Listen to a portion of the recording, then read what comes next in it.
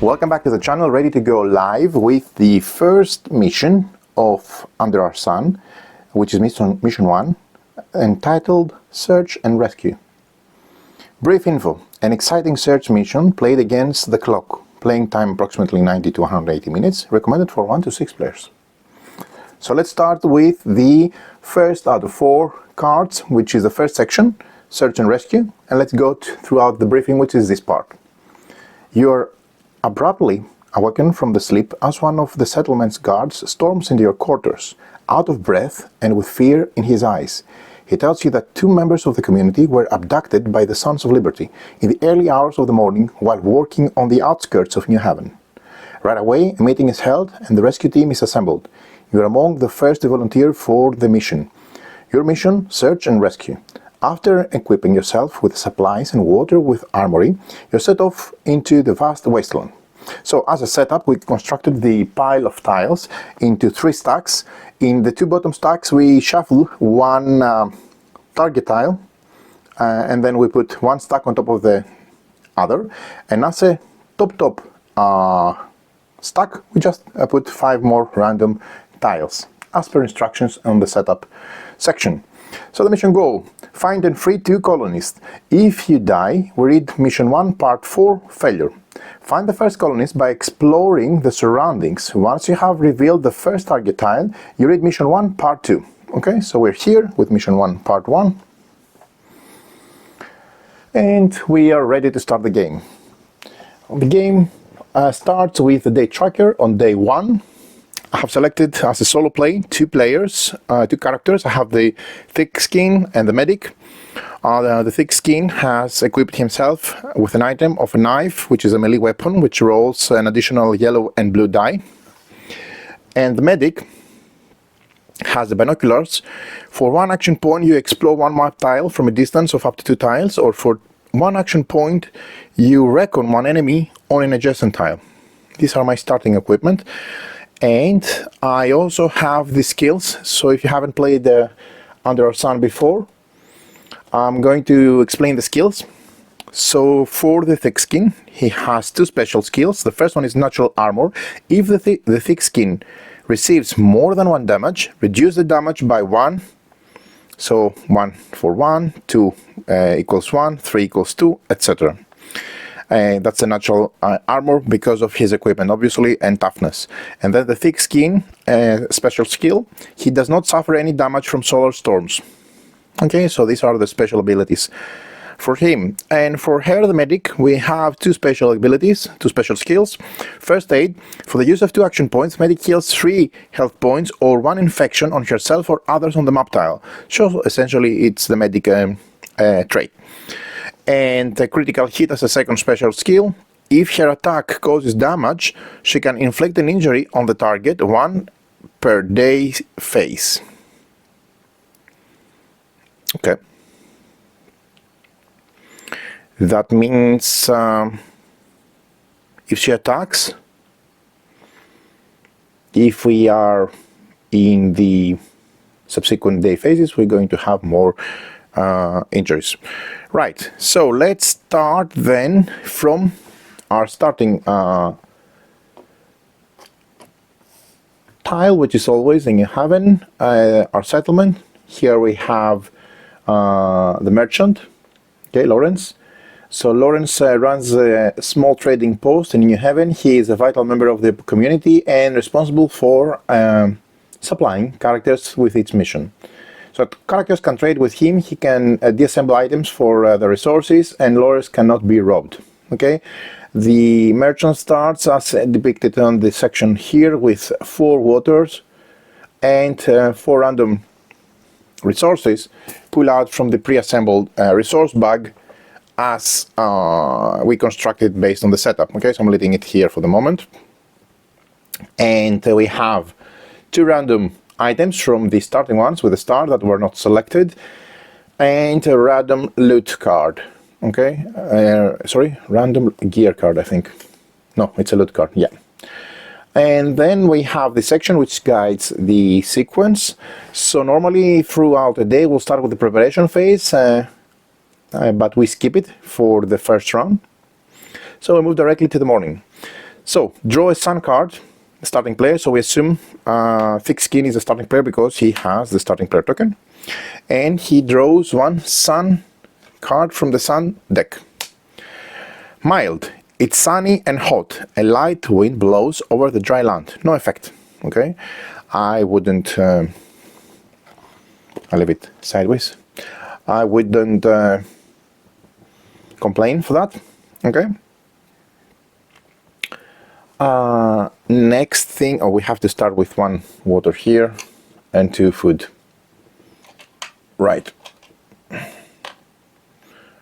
Okay. So we start on the central tile. Our purpose and our mission is mainly to explore and find the first target's hex, which is, we have 5 random hexes, and then in the following 5 more hexes in the middle of the stack we have one of the first target tiles. So we should essentially explore a lot. So I remind you that we have several interactions that we can do.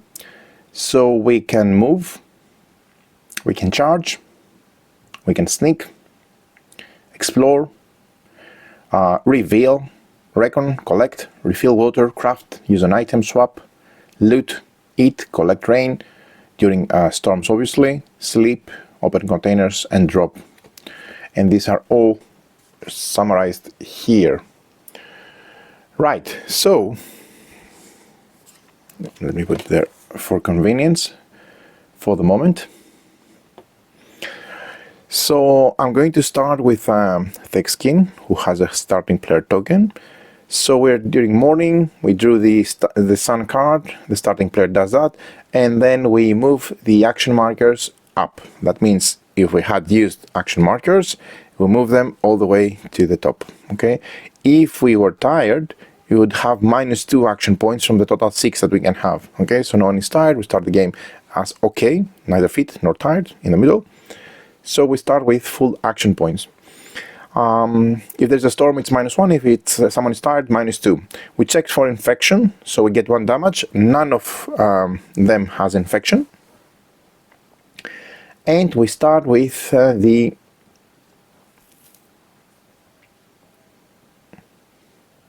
we proceed by discarding 1 water or taking 1 damage. Okay, and then we'll proceed, and then we'll move with the players' actions respectively. Right, so I'm going to start with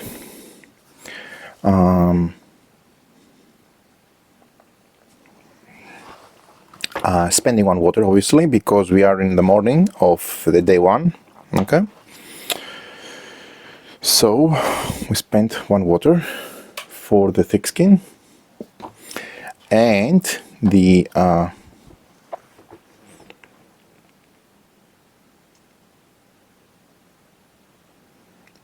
next part of his round would be to do 6 action points worth of actions. So he would reckon first. So he would explore, let's say, here. Okay. So explore means you spend 1 action point and you reveal 1 adjacent tile. Tiles are automatically filled in with resources. Okay. So 1 cloth, 1 plastic, and here has 3 movement points. Okay, no enemies there. Then I think he will explore some more here. Here is another tile. This tile has an event, so we're going to add an event here. Okay, and we're going to populate it also with a plastic. Right. The next thing we need to do, and we need to add an event here. Okay, to remember that there is an event. He's going to explore here, right? This has an empty container that requires dexterity to be opened. So we're going to put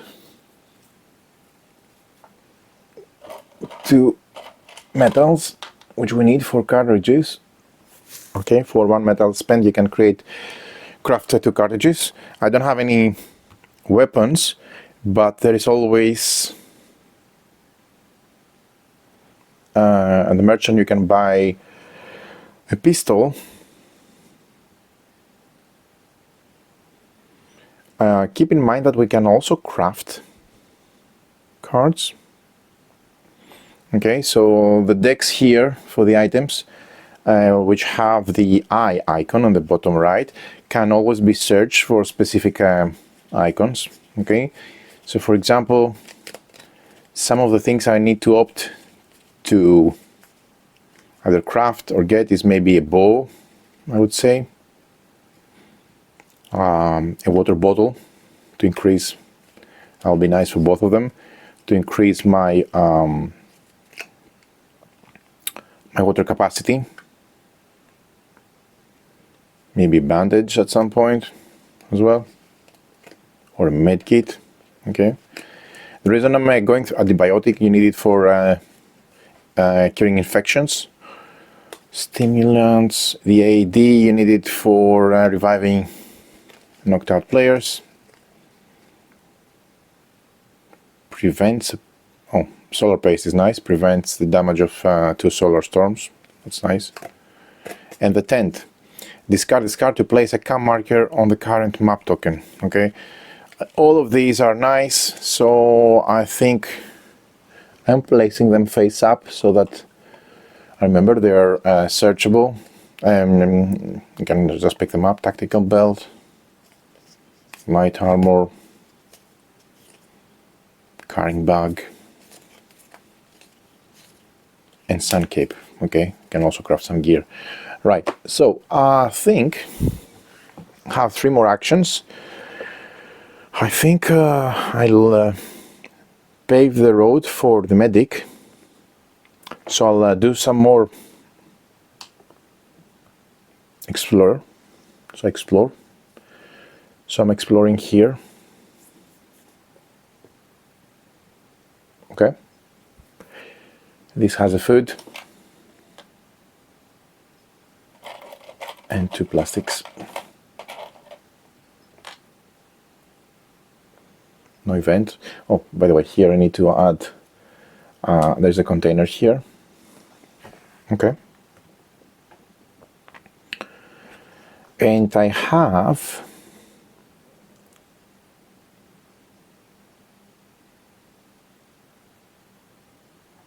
one more action, 2 more actions. So for 1, I will explore here. Oh, there you go. Our first enemy spawn was found here. So we have a cloth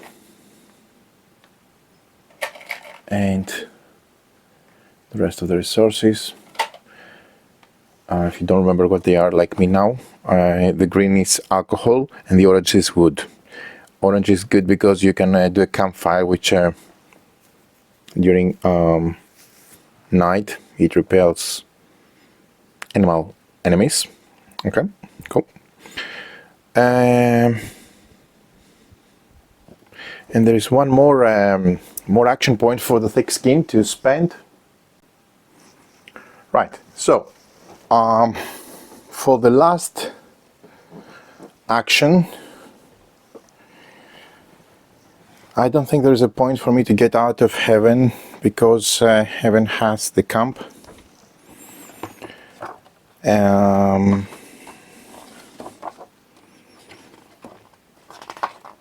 This site can be used as a camp. That means during night phase only 1. Yeah, but I mean, will I stay there for another 6 action points? No, I should explore. But let's explore.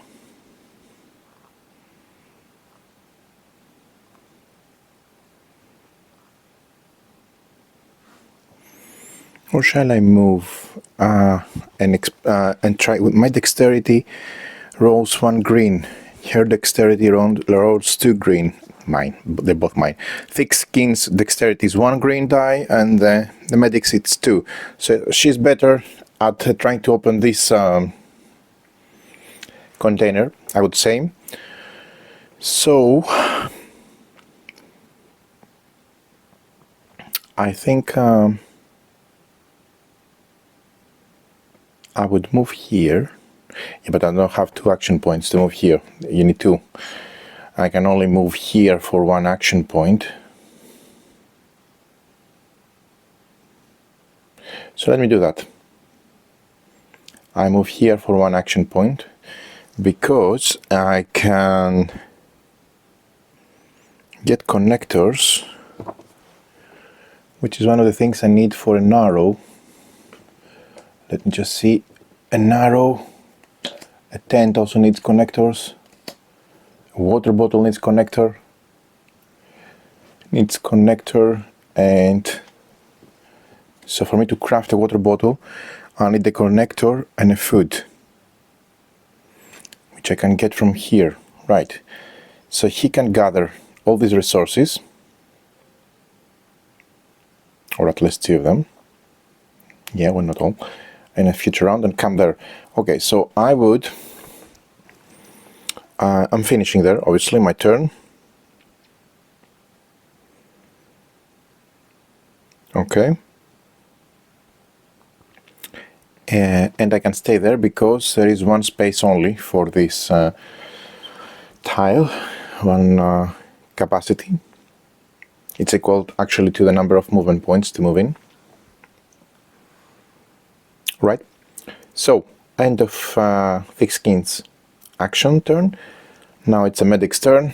She spends 1 water. Drinking 1 water, otherwise she would take damage. Okay. And then she would use 1 action point.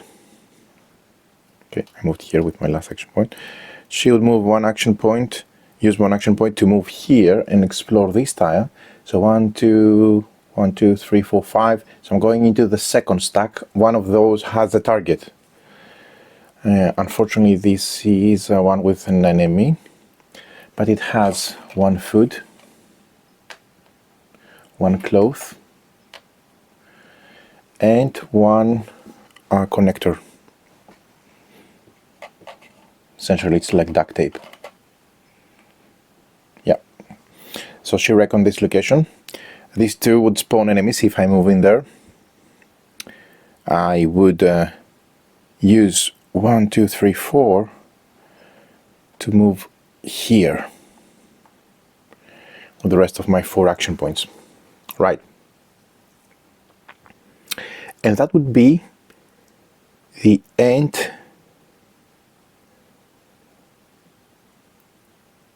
of the morning phase. Oh, wait. She no, she doesn't draw any cards. It's only the starting player who's drawing the sun card. We did that. So we played the action, so we move into the afternoon phase. Now, for the afternoon phase, again, the starting player draws a sun card. This is heat. The sun burns relentlessly. The heat is oppressive, causing a dizzying shimmers throughout the wasteland and over the asphalt. All players must discard 1 water. Wow. So 1 more water discarded from all of the players. Then, as a next step, the starting player, which is the Thick Skin, takes their action, so they need... No, sorry, they don't drink water for the afternoon, so they just take... They move the action point tracker all the way up. They're not tired, they're still okay, so they move their action point there. And they discard the water. Yep. And play their actions. So he has 6 action points. Right.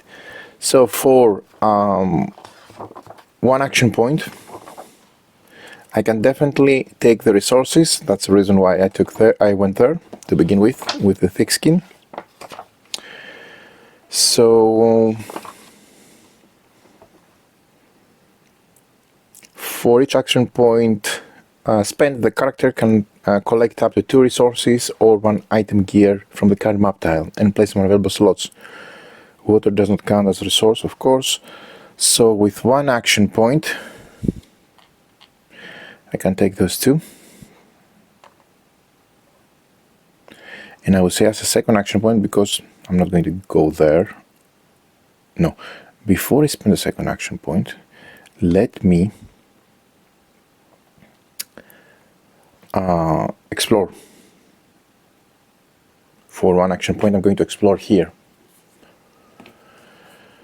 So I found this abandoned hut, which has a water spot, and it also has some wood, and there is a container that can be opened by force, by strength. So theoretically I'm good for that, but if I move in here I will spawn an enemy, which I prefer. If I move there with 2 action points, I'll have 2 more action points, maybe 1 to refill my water and 1 to pick up. But first of all, I'll have to face the enemy, because as soon as I enter there's going to be an enemy there. Right, so I better plan this carefully. I'm more thinking of continuing exploring from there. So with 1 more, so I collected, I explored, I'm exploring again as a second time. So I'm opening a tile here. Okay, that's an abandoned bridge of a highway of sorts. Okay, there's some precious resources there. Yep, that's the plastic. The pink is a plastic. It gives you also 3 water if you sell it, exchange it. But it has also a dexterity container.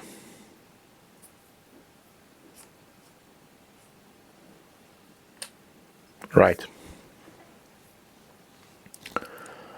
And I'm going to explore here as well. So 1 more action point to explore here.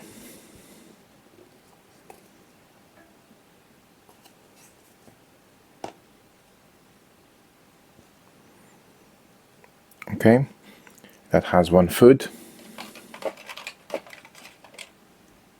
and 2 metals.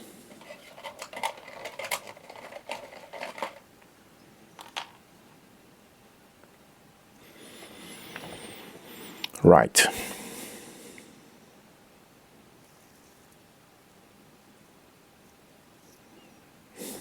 Right.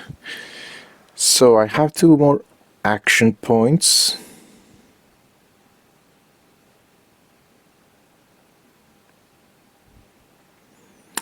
I have 2 connectors and I need the food. So if I get a food, yes. So enable the storage of up to 2 water. That means I'll get a water bottle, which I want for sure. So he would pick up as an action point this, and then as a second point, action point, he would craft. So he crafts 1 water bottle, okay, by spending 1 connector and 1 food.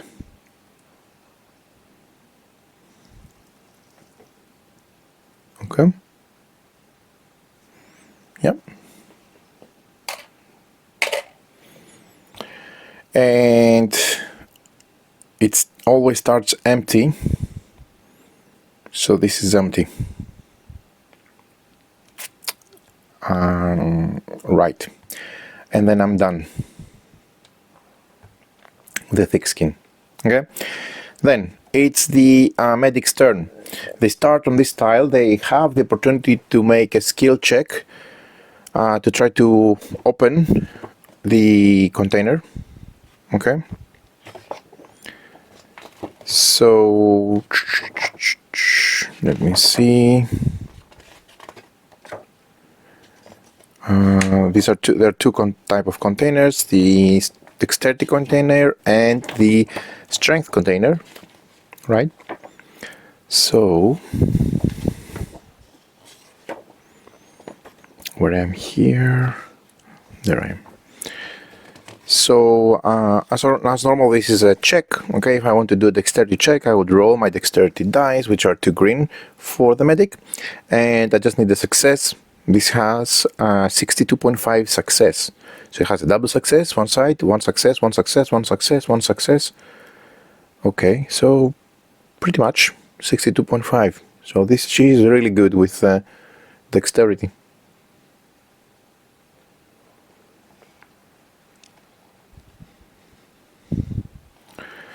But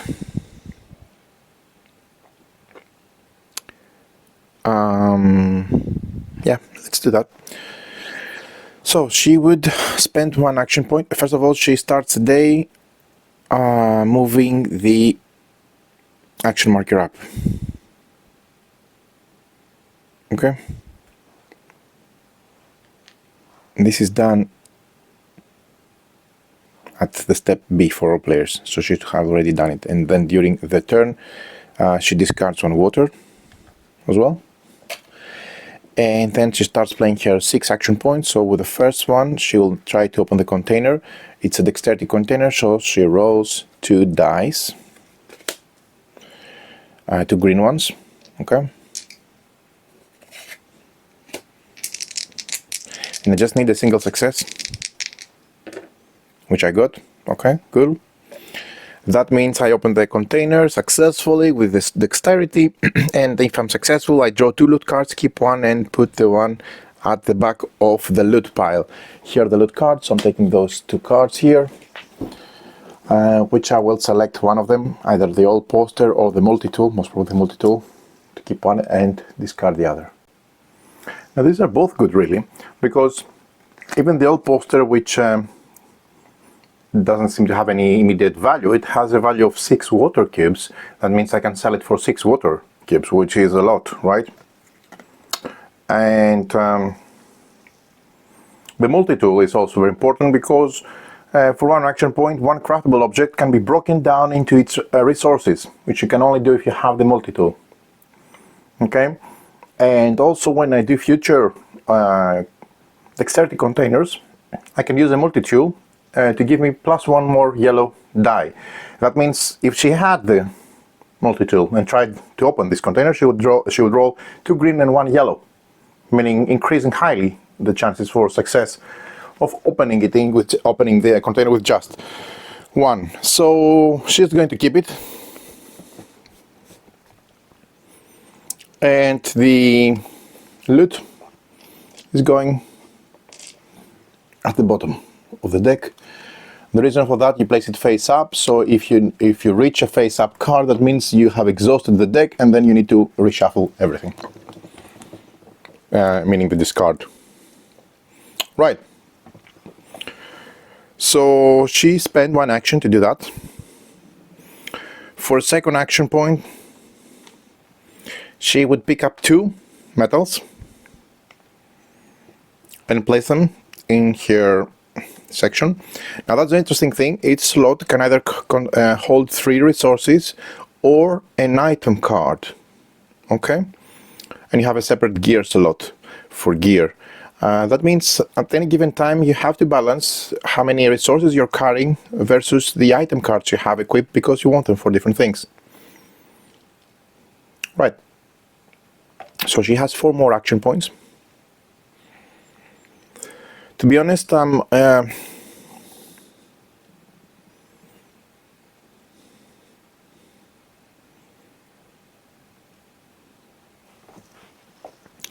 To be honest, I think I'm planning to explore a bit more, to get more tiles on the table. So for one more action point, let's explore. It's a good opportunity since we're here. So she's exploring here for one. Ooh, nice. So we found our first target token tile. So it says here, when you discover your first target tile, read mission 1 part 2, which is this section, the second card. Remember, this mission, the search and rescue, has 4 parts, and this is the second out of the 4. Okay, so we'll read this one. A first lead. You have been following faint tracks in the sand, and after an extended period of time you come across a wrecked car. You noticed a few figures crouching in its shade. You approach carefully to avoid being seen. Though the shimmering heat, you recognize one of your kidnapped community members being held hostage by 2 Sons of Liberty. This is your opportunity to rescue the first New Haven colonist. You remain concealed and create a plan. Setup. Spawn 1 Son of Liberty drifter and 1 Soul of Liberty soldier. Objectives. Free the colonist by defeating the enemies. Find the second colonist by exploring the surroundings. Once you have revealed the second target, you read the mission 1 part 3, even if the first colony has not been freed yet. Okay? So, we spawn 2 enemies. So the first one is 1 Son of Liberty drifter, and then 1 Son of Liberty soldier. So this is the enemy deck. So we have 1 Son of Liberty drifter,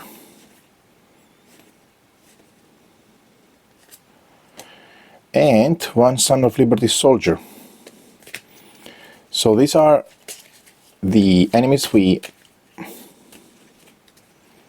found guarding the hostages. Okay, and then we also need to spawn them as standees on the location.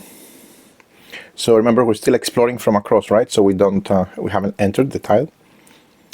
That means, oh, and this is open, by the way, it's removed. That means I need to place 1 soldier. So I spawn 1 soldier.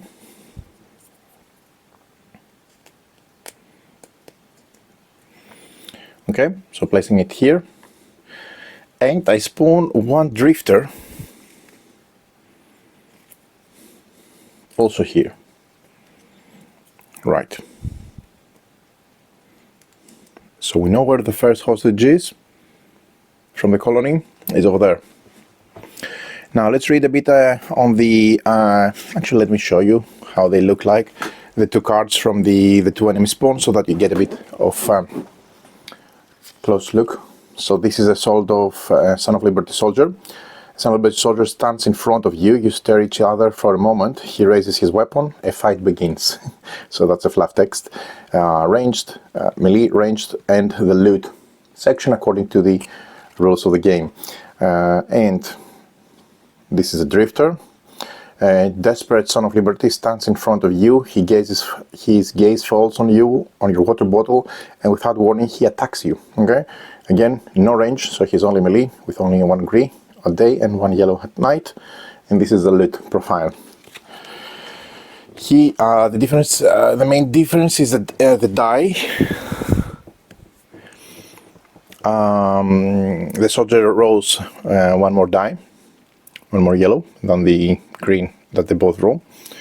And the other is the health points. He has 4 and he has 3. The drifter has 3. Right, so having said that, she still has 3 action points. Now I need to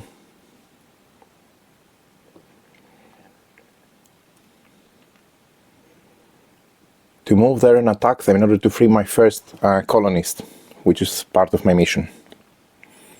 But I think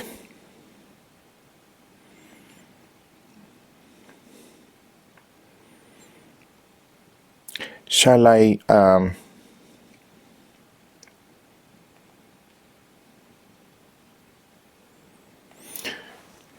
For 1 action point with the binoculars, explore a map tile from a distance of up to 2 tiles. So that's not bad.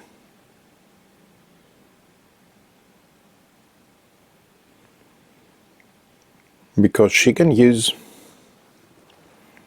1 action point to just explore this one.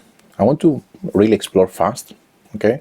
So this is an abandoned location, there is an event there, okay? It has some cloth, connectors.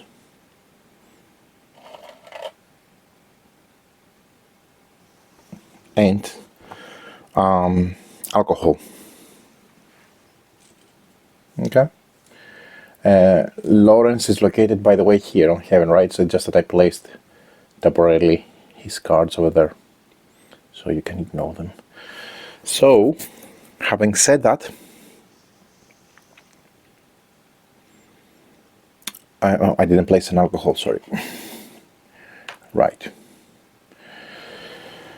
I still have 2 more actions. So for 1 action point I can still explore here and here easily. Or here, here, here, and here.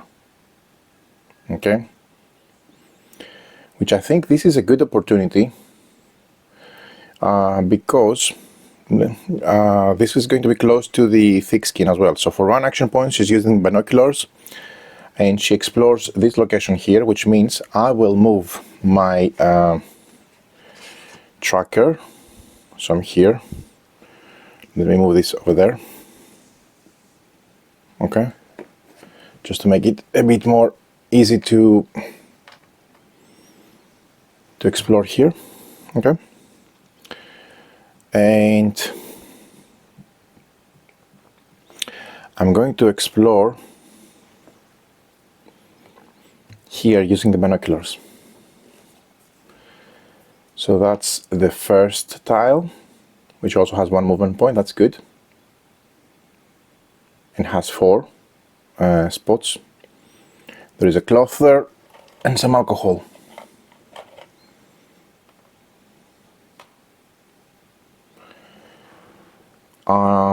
Right. And I think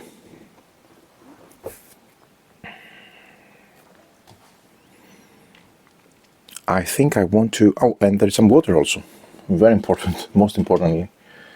And I think I also want to explore here, because I want to be around this area. Yeah, yeah. Which means I will, let me take these cards slightly off to the right.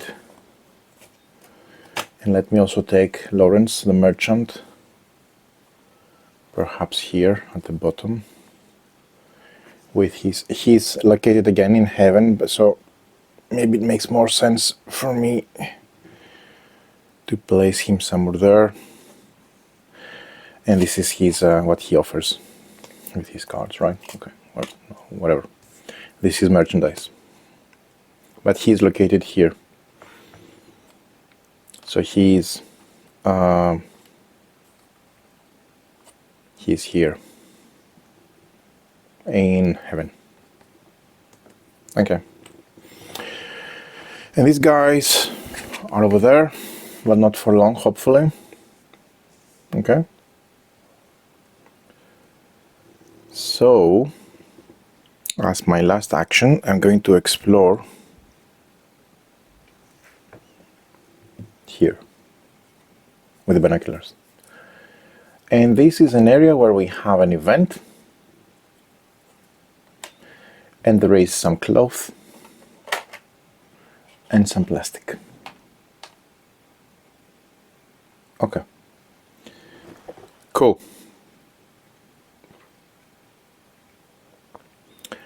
Right. So the afternoon finishes for both of them. That means we move to night. Now, move action marker up to 6 action points, or minus if you're tired, so both of them move to 6. Then check for infection. None of them has infection, so they wouldn't lose the 1 damage as a result of that. And then we move to draw 1 knight card and play actions. Map tiles revealed with a camp. Map tiles with a camp only draw 1 knight card. The effect applies to the player who draws it. 1 knight card must be drawn for each new tile entered at night, except for tiles in which a knight card has already been drawn, and New Heaven does not draw knight cards. Which theoretically would have been a good idea for me to finish in New Heaven, but I think I risked a bit because I wanted to get quickly, fast out a lot of tiles, which I did throughout the first day. Right. So we start again with the thick skin, playing his turn. Now, the first thing he does is he discards 1 water. That's the last bottle of water he has. And then he draws 1 knight card. Ooh, a screamer. Ouch. A screech sound from the darkness. Suddenly a screamer leaps forward you. A fight begins. After every second combat round, it spawns a crawler on the map tile. A bite can cause an infection if the attack causes damage. Oh god. Goodness. Horrible. Really, it's a mutated enemy, for sure. So, yep. So let's get him on the board. So he spawns there due to the knight card, and we'll get going into battle. Cool. Not really, but okay. So we start with the combat. Okay, and this is a nice example to show you how the combat goes. Let me just there are cases where we have an initial combat round as well, but by the way, an important realization just did is I wasn't seeing this correctly. This is purple pink, it's not red, so you need to discard obviously to make a water bottle, plastic and connector. So theoretically I wasn't able to craft this one yet, so I'm going to take back my plastic and food from the resources I collected from that tile over there and just keep them there. And for that reason I would have only single action theoretically, but I wouldn't be able to do anything else at that stage, so I would have just waited. Right, so back where we are now, we have the crawler, the screamer, sorry, and he's going to bring a crawler. Just for the record, the crawler is this guy here, which definitely don't want. Right, so let's start with the combat round. We have a pre-combat round, which I think I will be able to defeat him because I start the night with 6 action points, right? So the pre-combat round, because of the spawning of this screamer, is a first initial attack. I'm attacking with my attack attributes, which is a green and a yellow. Plus I have my knife, which gives me an additional yellow and blue. So I'm pretty good with attack. Obviously that's the purpose of this thick skin. Also, if I receive more than 1 damage, I reduce the damage by 1, and I do not suffer from solar storms. Okay, so that being said, I'm going to roll this die. This die is here. Okay, so let me just move that a bit up. Okay. So I'm going to roll this, and he's rolling simultaneously. It's night. That means he rolls a yellow. Same like no. In day he rolls a yellow and a blue. In night he rolls 2 yellows and 1 blue. Okay, so he's going to roll that plus 1 more yellow. So for doing so, I would start by the dice are rolled simultaneously. Okay, so this is how combat actually works. So let's see how many damage I do. Hopefully close to 4. 1, 2, 3, 4. Okay, cool. And he does 0, and he rolls 2 yellow and 1 red and 1 blue, so 1 more yellow. So he does 1 damage. So for the first damage I will take it, right? So he's inflicting 1 damage for me. And I'm inflicting 1, 2, 3, 4. That means I defeat him. But the bad thing there is that because he did at least 1 damage, he bites me, and being bitten is bad for me because I have an infection, which I rather didn't have, but well. The good thing is I managed without any action points to defeat him, and that means for his drop down, and as an action point I can try to loot him by rolling a dice. Okay, but the fact is that I now have an infection,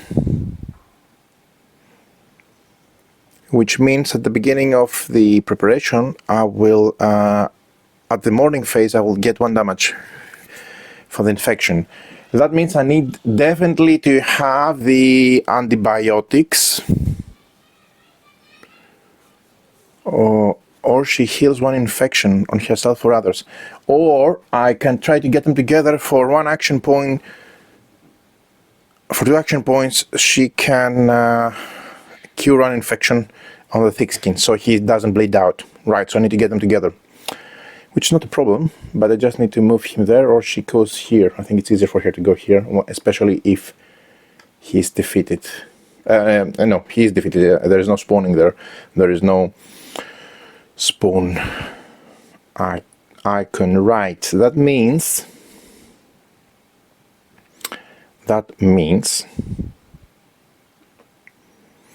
there's also a very nice inventory here of all the things that you can craft, so you don't have to go through the deck like I did before.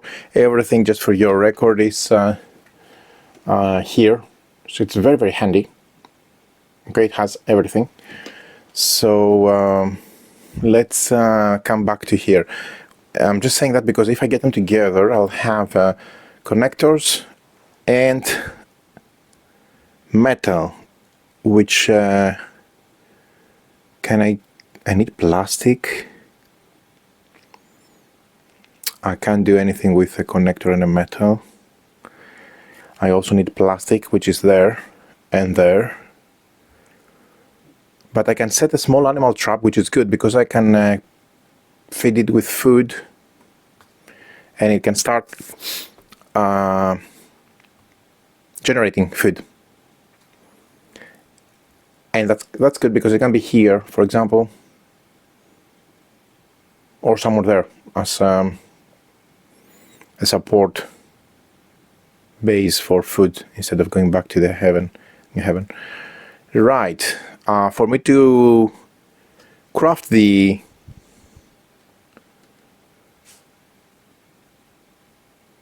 trap, I need wood and a metal. I do have the metal, but I will need wood from here. That's the only, and here. Okay, so we have a plan, right? Let's see where this brings us.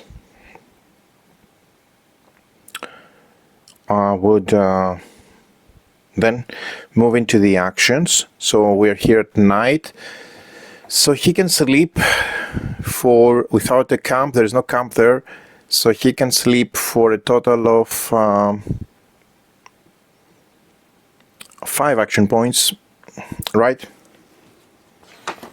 So when you sleep, you just move your fitness all the way to the top, and fit, which is a good thing because at the start of the next phase he will be tired because of the preparation phase where we drop your fitness marker, and that means when you're tired you have -2 action points. So I think it's a good opportunity for me to do a single thing, like loot the defeated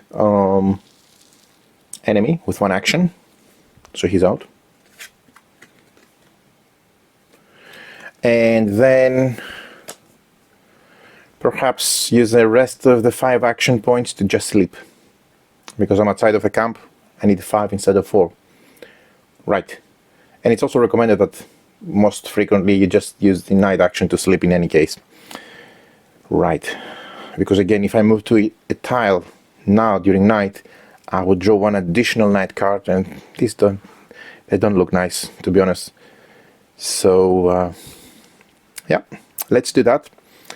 Let's use 1 action point to pick up the loot from there. Okay, so for 1 action point I can pick up the loot. Okay,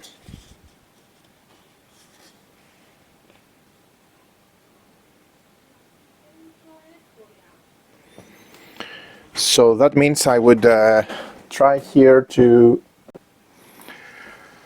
so I would say I do the loot as I said, right, which means I spent 1 action point, and then I perform looting. To do this, players roll a green die, and the number of successes defines the loot that you get from the profile of the card, which is this, by the way. So I roll 1 green die. If I get 0 success, I'll get a connector. If I get 1 success, I get a connector and a fabric. Right, not bad. Anyway, 0 success, I just get a connector. Okay, not ideal, but anyway. And the enemy is removed. Okay, let's put them there for reference. And then the card is discarded. And he has 5 actions to sleep. Okay? So, when you sleep, you move the fitness tracker up 1 space. But if you sleep, you move it all the way to the top.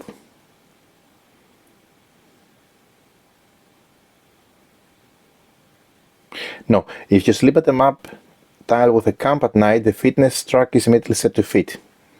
Okay, so the camp is jumping it all the way from bottom to the top, no matter where you are. But now I'm just sleeping, there's no camp, that means I just move 1 space. It happens that I'm on the OK, which means I will move just here.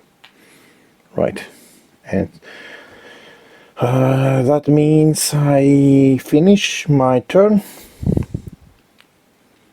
Okay. Just for the record, if I was in New Heaven, I wouldn't need to draw any night cards. Okay. And then we play with the medic. She has 6 action points.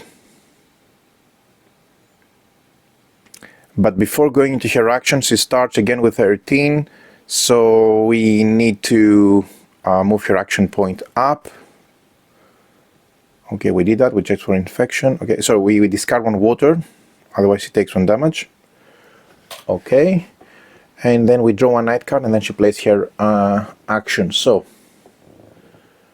a crawler spawns for her. A crawler charges at you from a nearby run. A bite can cause an infection. If the attack causes damage, you gain again an infection token. So it's night, so he rolls 2 yellow and a blue. And she has, for the melee, just a green. Ouch. Ouch. So this is going to be a tough one. Right, so he rolls this and inflicts 2 damage. So 2 damage for her. And she rolls that and inflicts 1 damage for him, so he tracks the damage there. Okay, that was without an action point, so she spends now 1 action. And she does the same.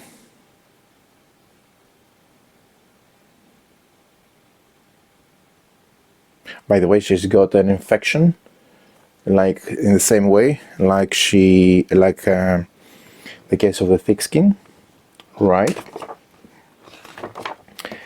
And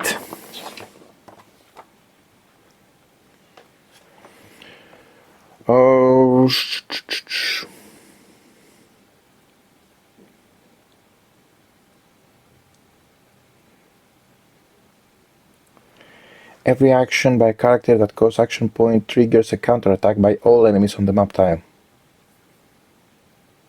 1 character action means 1 combat run.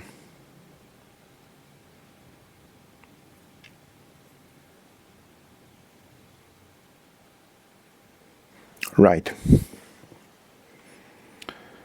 I think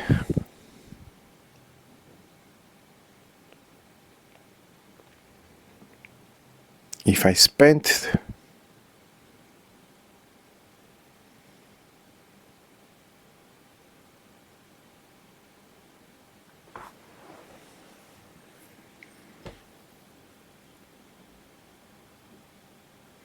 for which you do not have to spend action points. All enemies involved in the combat run always attack. What I'm trying to find out, the reason I'm reading the rules is I don't remember if now I can, instead of doing a combat action, instead of doing an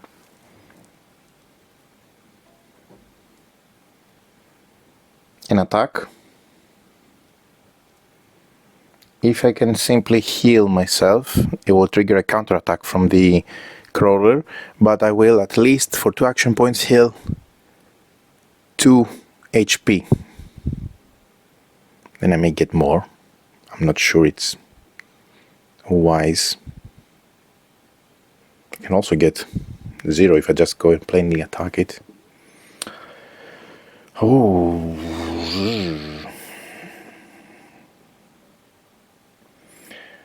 Characters with an enemy on their map must spend all their action points. It's not possible to forfeit action points. All your characters on the map tile have 1 action per combat round. When attacking each participant. Okay. So I would I can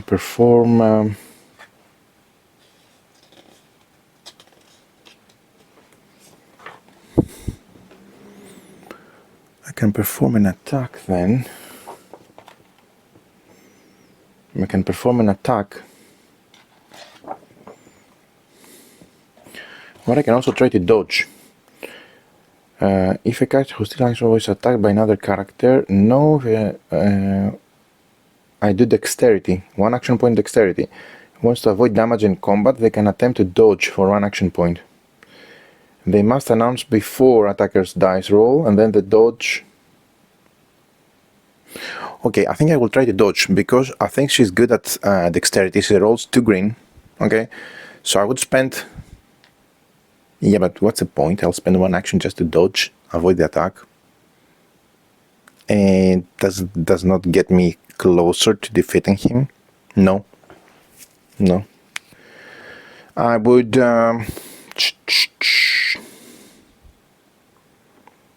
if I heal 2, no, I will attack. Let's see. Let's go for the second. I'm making an attack and he reacts with a counter attack, and that costs 1 action. So nothing for me, and she does 2. Okay, that didn't go well at all. I don't get a second infection, by the way. Oh, that means now I'm injured. And the reason I'm injured is because the X on the health track has been revealed. which means I roll also the red when I attack now, which an X cancels out a success. Oh, by the way, wait. I still have my karma dice. So what I can do is I can spend one karma die to reroll the die. Okay. Which is not a bad idea.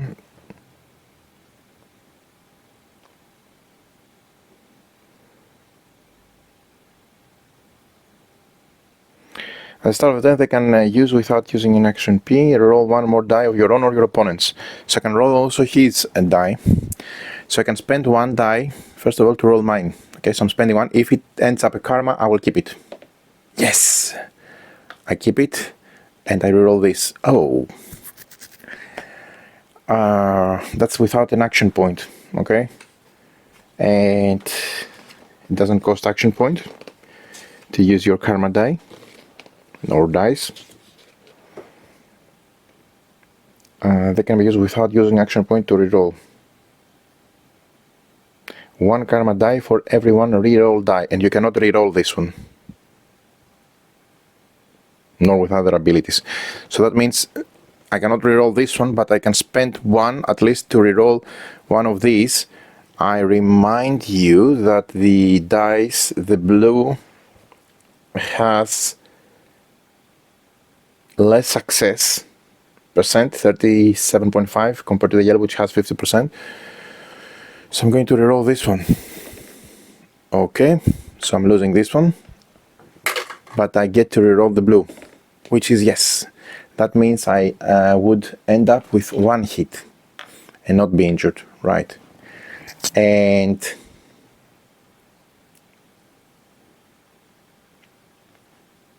I think I would move to a new round.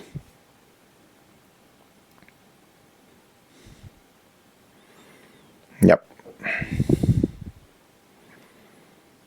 No, I wouldn't move to a new round. I would also spend my second karma die, which I lose, to reroll this one in case.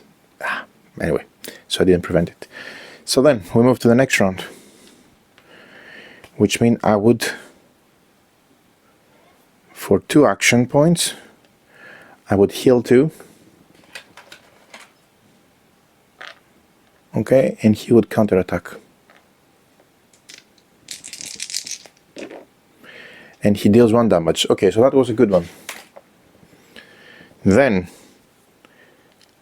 next round, I attack and he attacks. Right, I inflict 1 damage and he inflicts 2 damage. So I'm giving him 1 damage. Wow, it's hard. And I'm going to re-roll the blue again with my karma die. Oops, it doesn't count. To see if I'm going to get him for a blank. Okay, that means I lose my karma die. Yes, that means I'm not losing. I'm not losing any. I just lose 1, not a second one, as I did. Okay, cool. And then we move to the next round. For the next round, I'm going to, let's roll. I'm going to attack with, again, my strength. It's 1 green. She needs to get a weapon desperately. So he does it. Wow, that's good. That's really good. No damage for me. And I inflict the 3rd damage, which means I defeat him, thankfully. So that was 1 action point. Okay, we're here. And by the way, I didn't even place him on the board, just realized. So he should be on the board somewhere because he appeared there. Right. And then He doesn't take a space, by the way, from the circles. And then that means he's dead, thankfully. He has inflicted an infection on me, which is bad. I'm going to lose 1 health in the morning and 1 health at night. At the beginning of those phases, not now. Oh, so I need to rethink. So he's dead. And I'm going to use my last action to loot him, because he's going to go out and I'm going to lose the opportunity to do so. So I'm rolling. I get a success. That means I gain a cloth and connectors. Right, not bad. Which means, is there anything that I can craft? Yes, I can craft a bandage. Could be useful for him when he's far away from the medic. A bandage regenerates 2 points once and heals 1 injury.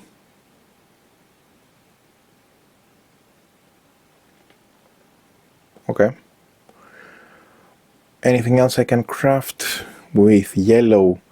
Oh, I can craft a knife with yellow, black and white. I have all of them.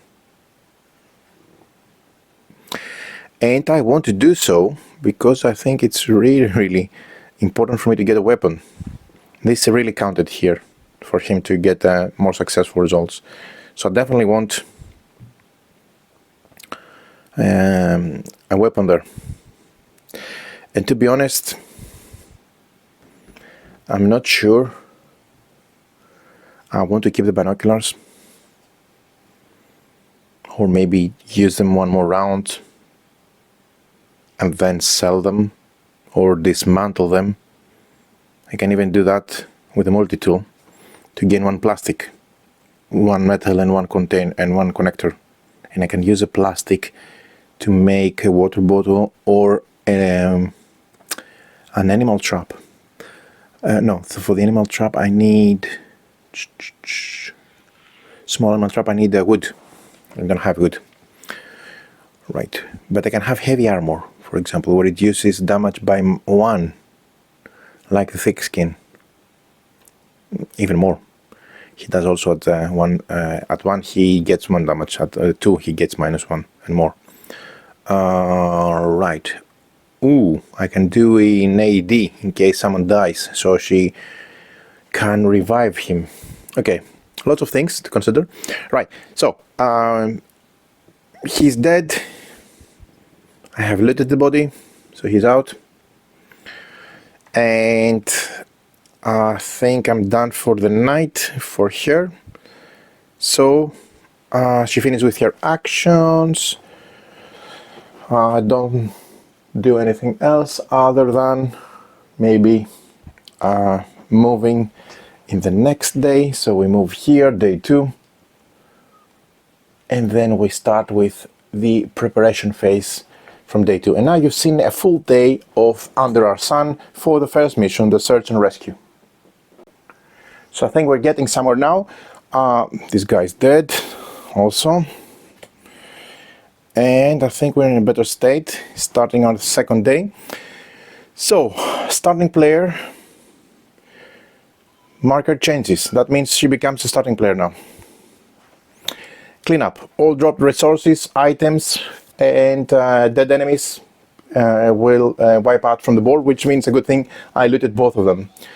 Then the day tracker, move the day tracker 1 day forward. Already did that, so it goes to day 2. Okay. Then item enemy refresh, flip used items, remove markers from the enemies. Okay.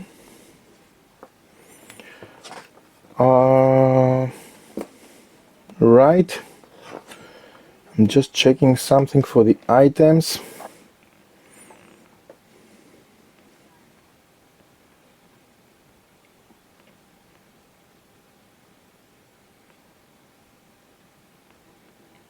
Okay.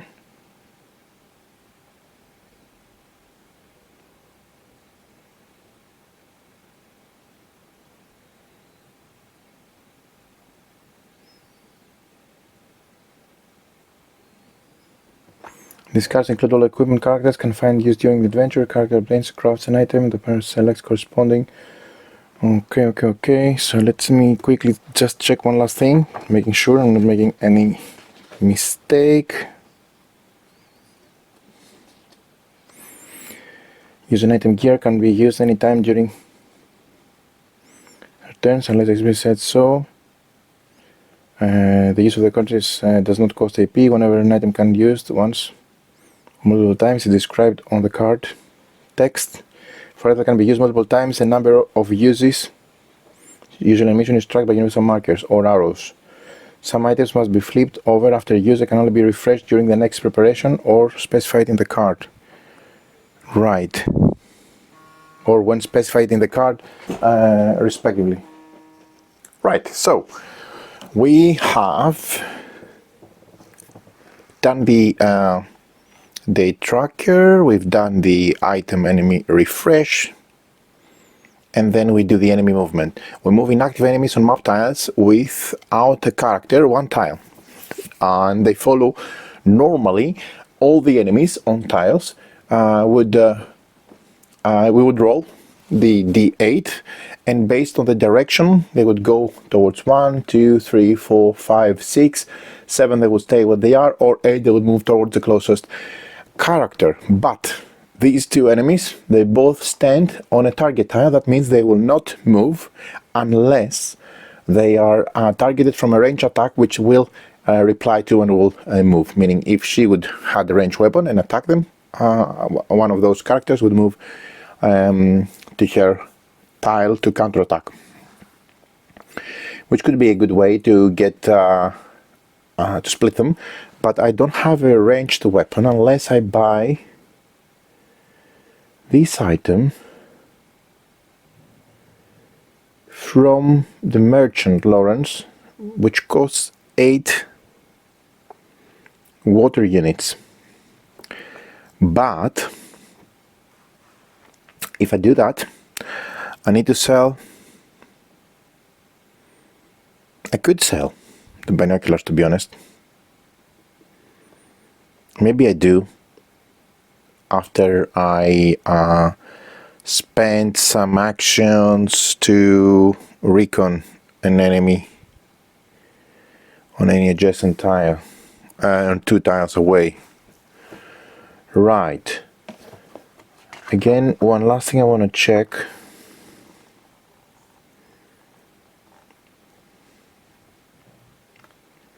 Name of the card, effect, resource slot, special uses. Okay, start equipment. Is there a limited uses? You get the universal markers, right? Otherwise, when you use an item, items can be used at any time during player's turn unless it's explicitly listed on the item card. The use of the equipment does not cost an action point. Here, the binoculars, for example, cost action point. Whenever the item can be used once or multiple times, it's described on the card text. For items that have multiple times, the number of uses or arrows, markers are there. Some items must be flipped over after use and can only be refreshed during the next preparation phase or when specified on the card. Some, meaning if it doesn't specify, they can be used more than one time, right, which I will do. I was just checking if some of these items, like the multi-tool, I can use them more than once in the same day phase, for example, which I can, apparently. Okay, so having said that, let's go through these enemies will not move. Then we refill water and animal traps. We don't have any animal trap. It would have been good to have an animal trap, to be honest, but we don't have any. Therefore, we just refill our water. Meaning, at this stage, water sources, small animal traps refill. Water sources and activated small animal traps are refilled.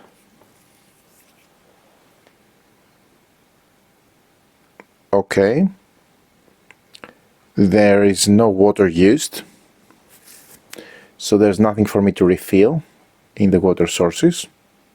Okay, this would refill. So if I had used that one, this would refill. But I have no water there at all at the moment. So, fitness. Each player moves their character fitness marker down one slot. That means from fit I just become okay, which still gives me 6 action points. And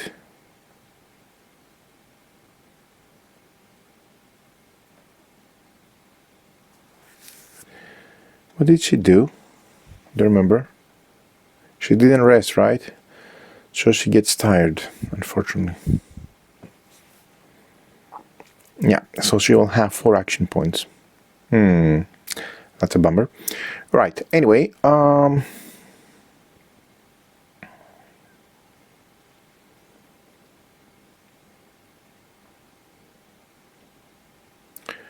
she's now starting player. Okay. And we eating. We discard one food from the character's resource or the map tile where they're located. Okay. There is no food there. He can discard one food, so he takes no damage.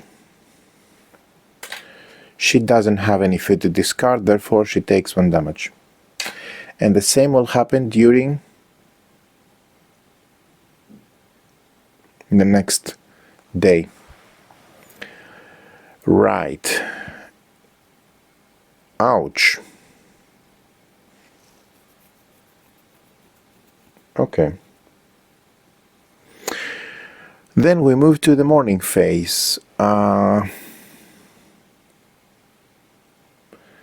up, day tracker, item, any movement, refill, water, fitness, eating. Okay, so we move here, where we draw a sun card. So the starting player draws a sun card. It's mild, it's sunny and hot, a light wind blows over the dry land, no effect. Okay, I'm not complaining. So a normal hit. Still, we have to move the action marker up, so she's tired, so she gets only 4 action points. He's okay, so he gets 6 action points. Right.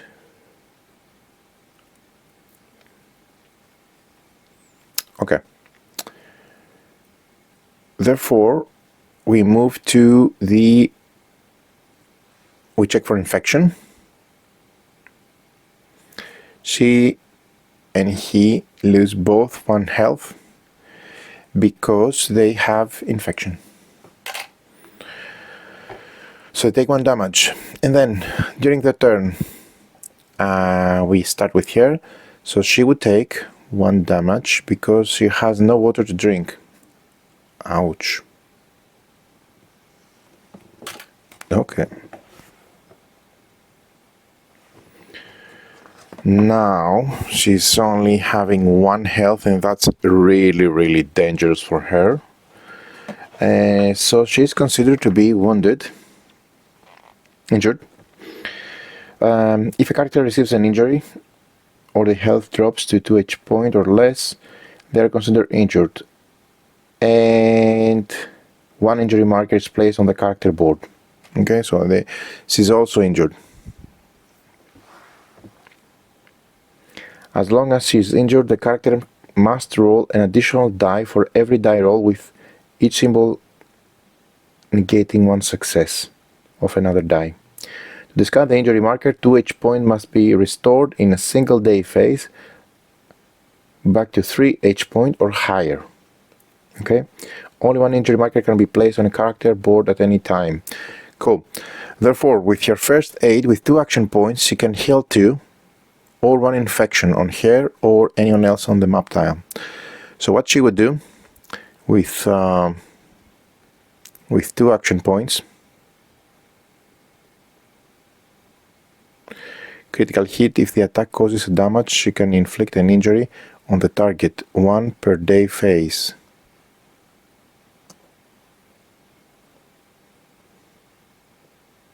Forgot about that ability.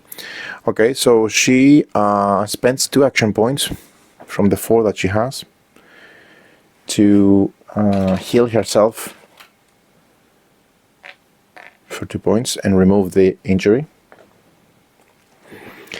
And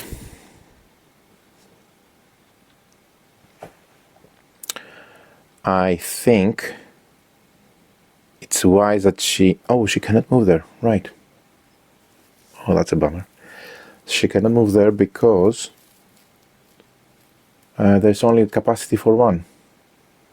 In any case, I'm not particularly interested in moving there. I want him just to be on the same tile with her, so he can go there.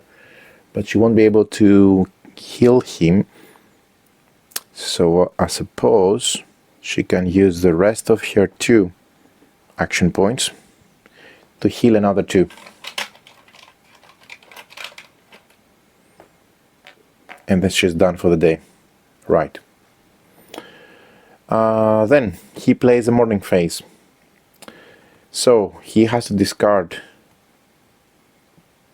water. He has none. He gets an injury. Not an injury. He loses 1. He takes damage. Alright. So he has 6 action points now.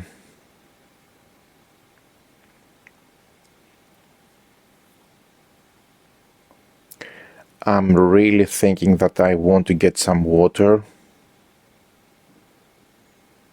and give her some water as well.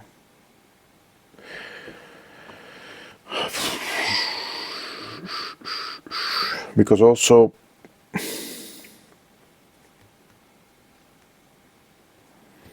would be nice also to have a water bottle. You can also craft a water bottle. If we dismantle the binoculars, we can craft. We get a plastic, and we can craft.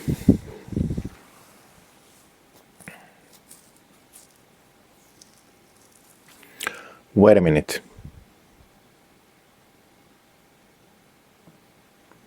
Yeah. He has 6 action points. So for 2, he can move there, and an enemy will spawn, right, and we can potentially defeat him, right, but he needs to drop the infection, both him and her. So she will need to spend 2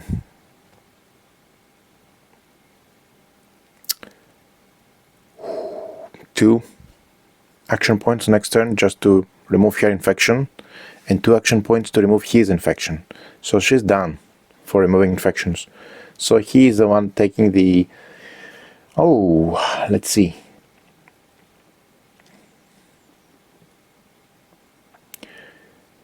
So shall I just go there and then do what? I need to gain water. But if I move there,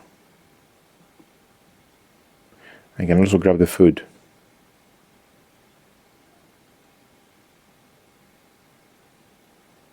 Let's be a bit conservative, alright? We've seen the map, we've seen the resources. If he moves there for 2 action points, he can try to get a plastic, which is very valuable. And then he needs to defeat the enemy. And then move there for another action point, another 4 there. No, it will be night and he will be out. So...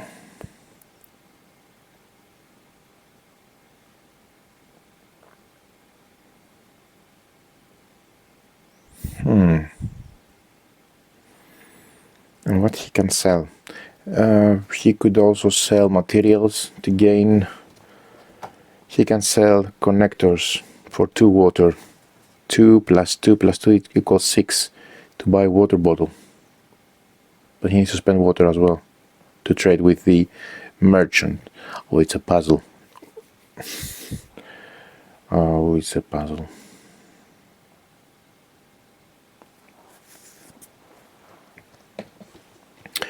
If you want to buy from the merchant as an action,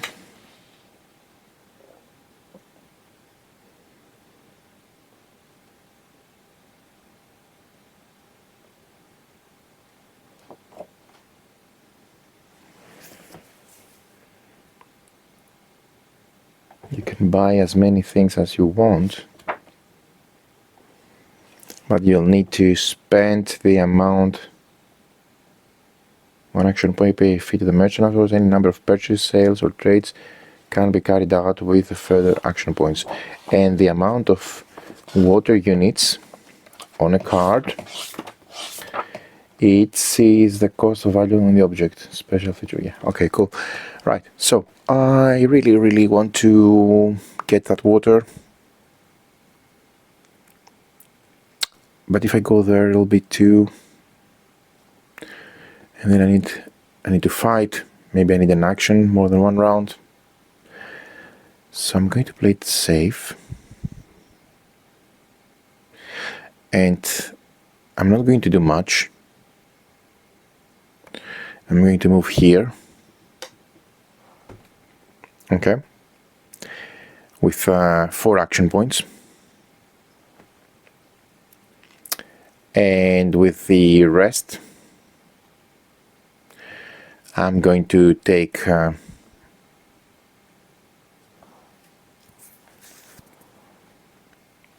one to remove the water and fill in all my water supply. Okay. And then I have 1 more action. I could potentially pick up the 2 food. But you can also use the food while you're there to pay for the next day requirements. So maybe I can use the... Wait, before I pick up the water,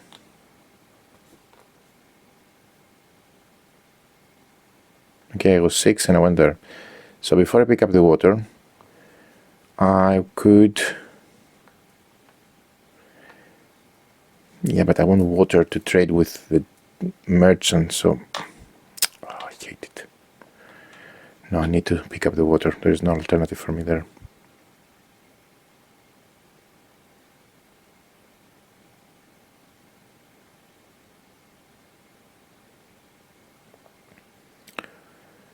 And I have 1 more action.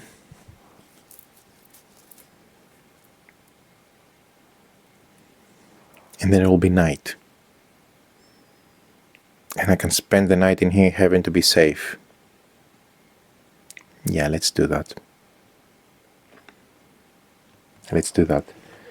Because you don't draw a night card when you are in New Haven. No night cards are drawn on New Haven map tile. So this is a safe place. And I will avoid getting a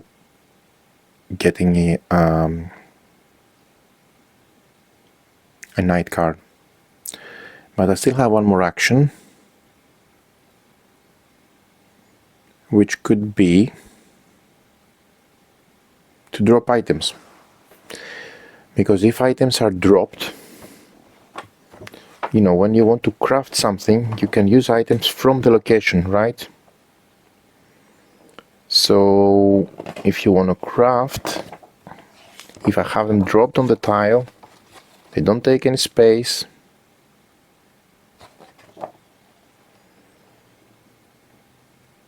An action point, these resources to supply resources from his character board and his current map tile. Both map tile resources and dropped resources. Okay, so it's not a bad idea to craft something while you are, for example, here, to make a trap. Right, anyway, okay, so I will drop these resources. That costs 0 action points. Yeah, so I still have actions. So let me drop these resources here. And I will use my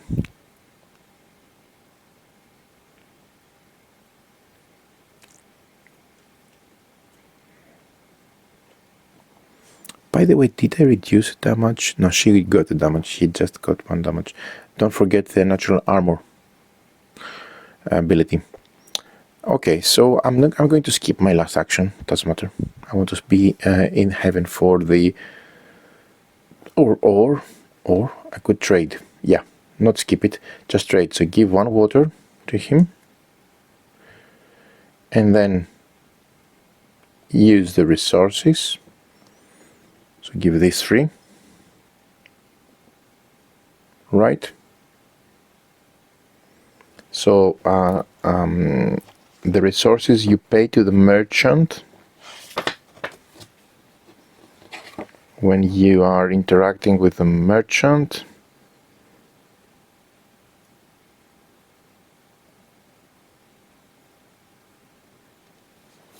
they go to the water cannot be stored in the character tiles. They won't. Okay.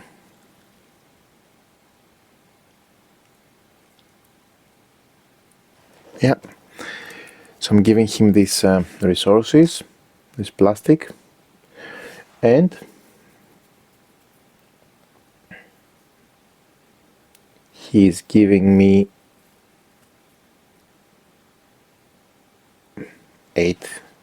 No, he cannot give me 6 water because he has 5.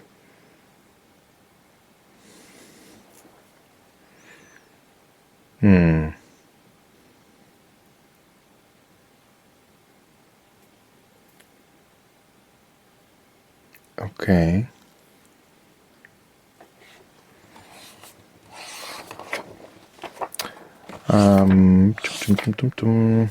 No, I will not do that. I will leave this there for crafting purposes, and I will not give him. I will not interact with the merchant yet. I will keep it there.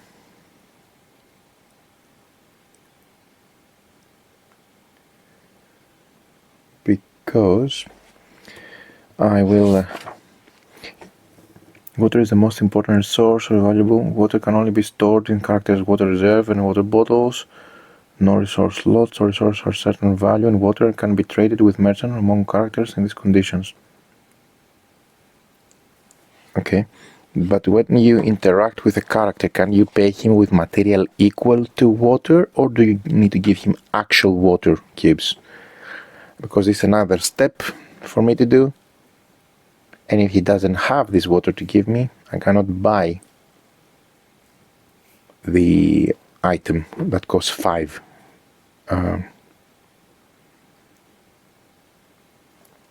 So trade with a merchant. Characters can trade a merchant on their current map tiles, on their trading post, or in having a map tile. The character must spend 1 action point and pay a fee of 1 water to the merchant.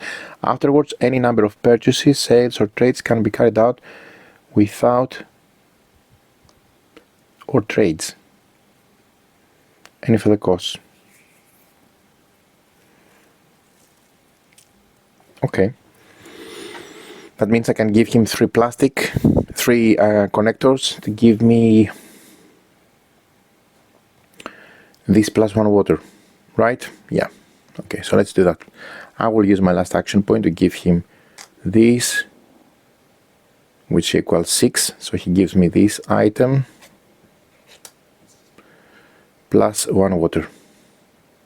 So the water I gave him to do, he gives me 1 water back from the trade. Okay, right, so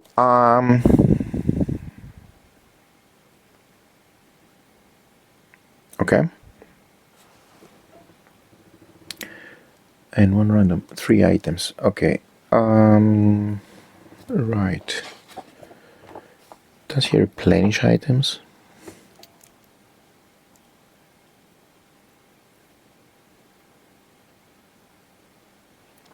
He can deassemble items into the resources.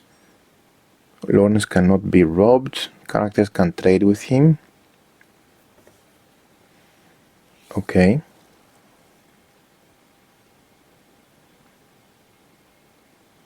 Right. Okay.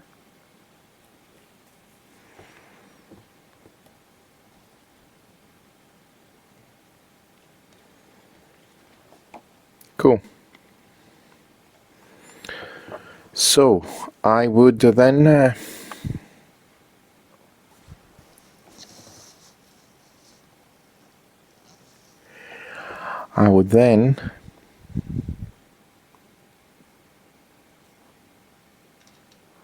move to the medic, who has to discard one water. She doesn't have, so she takes one.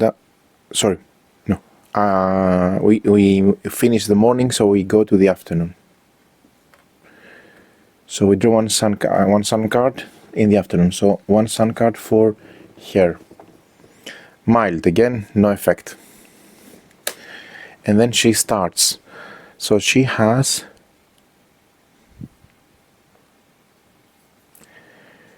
4 action point to use.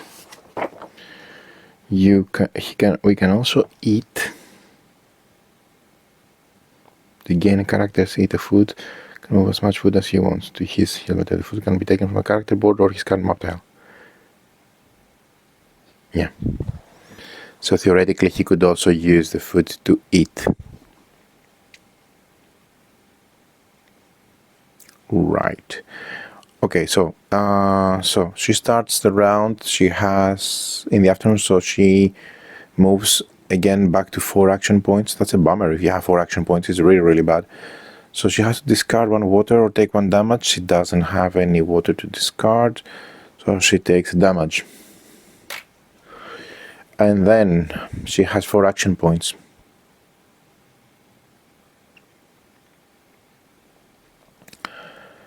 She will. Can you trade water? Good question. Trade merchant, swap with a character. Characters can exchanges with each other. Any number of equipment, water, and resources. Yeah, you can give him water or her water for 1 action point. So she will use 1 of the action points.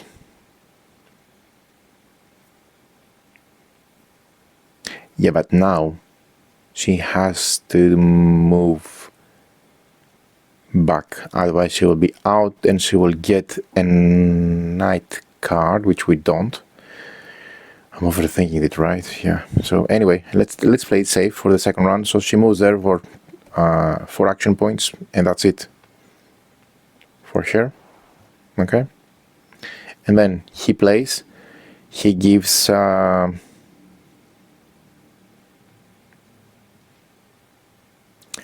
he has 6 action points. He's going to use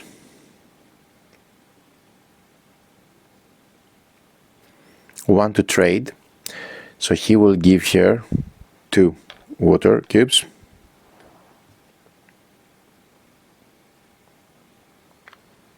Or shall I say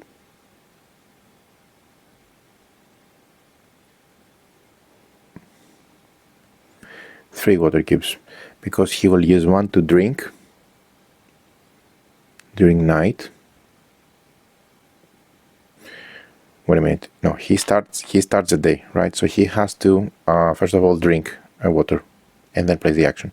So he drinks the water and then he gives her 2 water.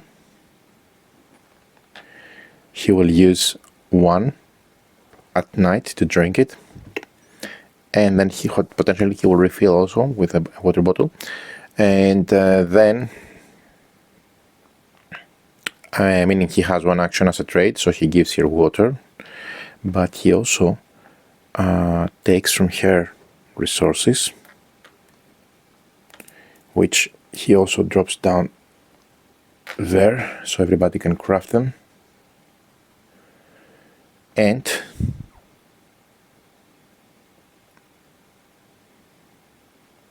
I would say with the second action he eats the food, because she will just cure the infection from him, not give him health. So he eats the food. And with the third action, I think it's time to craft something. We have 2 metal. We have 1 connector and 1 wool. Fabric, sorry. What can we do with sun paste? Prevent damage from 2 sunstorms. Okay, tent. With the 2 black metal cubes and a yellow and a connector, you can make a knife. He will make a knife.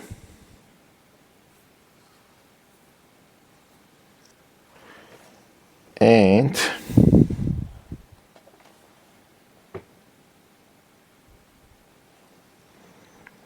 so he crafts a knife. Or she can craft a knife. No, she has the resources there. So he has 3 resources. What to do with the 3 resources? Yeah, he can craft a knife and drop it there. He will craft a knife with 1 metal, 1 connector and 1 fabric. So he crafts a knife. The reason that he does it is to save the action point for her. He crafts a knife. And let's find the knife from the item deck.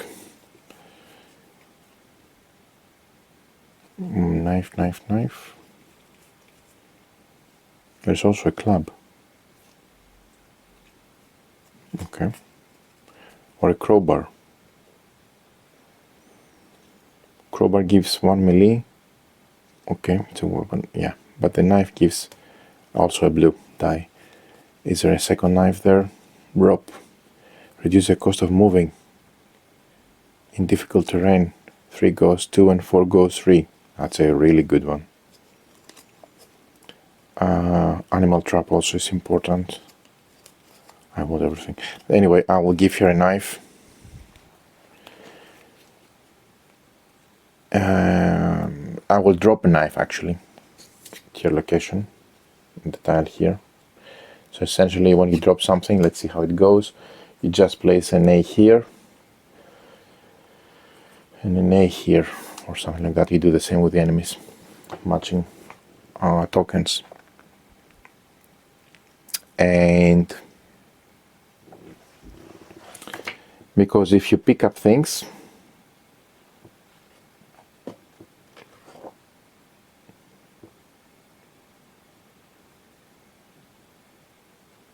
you need to spend 1 action, but at least he will save 1 action point when from here crafting it. And he has 2 more actions.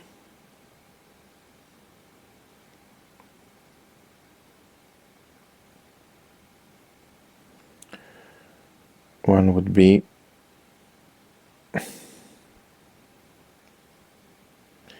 actually when he crafted, yeah, I'm not sure I want to do something else with him. Oh, wait, he will lose 1 health because of the infection. Anyway, I can't do anything else. I can only simply, yeah, I will forfeit my rest of the actions and then we end the turn. So afternoon has finished, okay, and then we move to the night. So we move the actions up. So she gets 4, he gets 6. We need to draw a night card, normally, only for the leader. But if we are in New Haven, we don't draw any night card. That's the purpose of why we came here, to protect ourselves from that. And then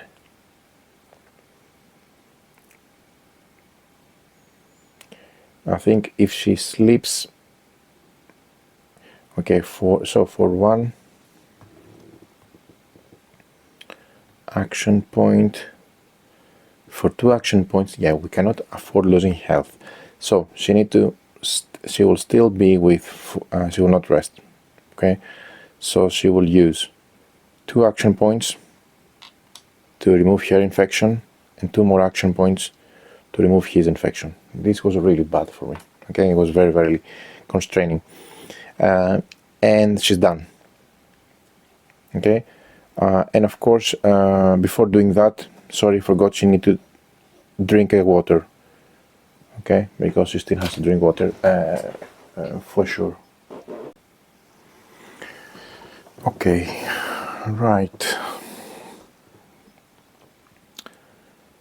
So he has 6 action points, the thick skin, and he will use, I'm playing a bit conservatively here, I don't know, it feels like it, because I think it's a bad idea for me to venture out in the night without good equipment, and at least before I was able to cure the infections, because it would be -1 damage health both at the morning phase and at the night phase. It's horrible, really horrible, to the degree that I don't know how you can deal with it if you're not having the medic on your team, to be honest. But anyway, or then you need to craft antibiotics, I suppose. But anyway, which is a card in the item deck. Anyway, where is it, by the way? Antibiotics. Antibiotic. You need 1 alcohol and 1 water, which you also want to consume, by the way, and heals 1 infection once, and then discard after use. Thanks, but no thanks. I'd rather have the medic on my team. Right. Don't sound a bit complaining. I really enjoy it so far, but it's a very tight game, a very tight system, and you need to think thoroughly everything, and that's the beauty of it so far. So 6 action points for the thick skin. What can he do? Suppose that he could craft something, but there is only 1 metal, and this water is going to refill. So he's going to be first player, so he's going to get the water from there, for sure.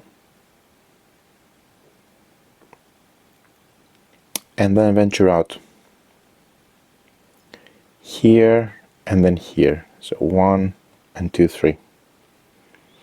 And then he'll need to go to the target for 2 action points, 2 movement points.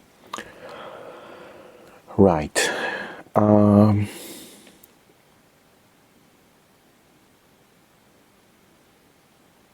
Okay, let's try that.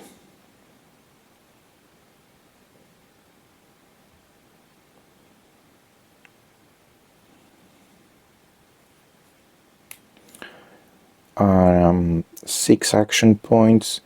He will rest, so he will need to spend, there is a camp there, so he would spend 5. At night you can spend, oh, you can also sleep during the day for 4 action points. That's not bad if you have actions to spare. So for the night I will for some number of action points a character may sleep to immediately move the fitness 1 space up. If you sleep during the night and you're at a camp, you immediately set it to fit. And you cannot sleep, obviously, at areas where you have active enemies. So he needs 5 action points, so he still has 1 action point to do something. Can he do anything? Maybe trade.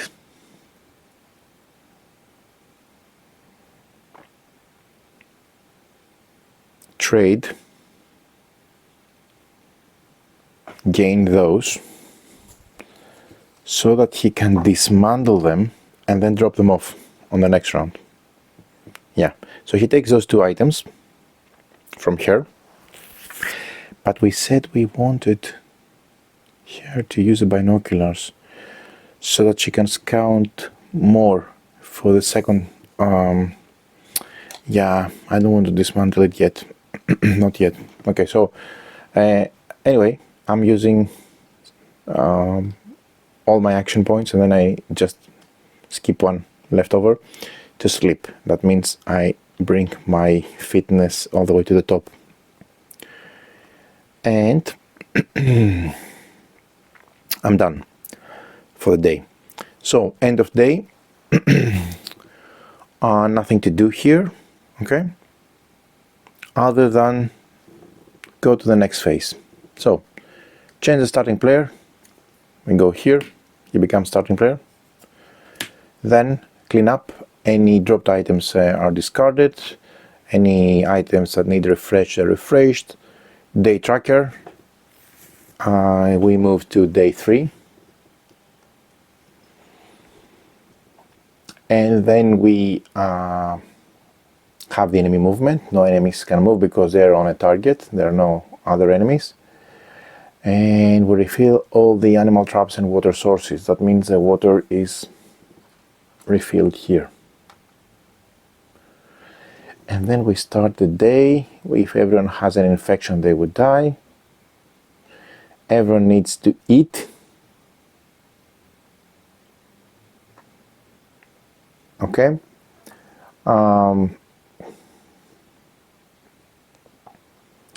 There is no food there.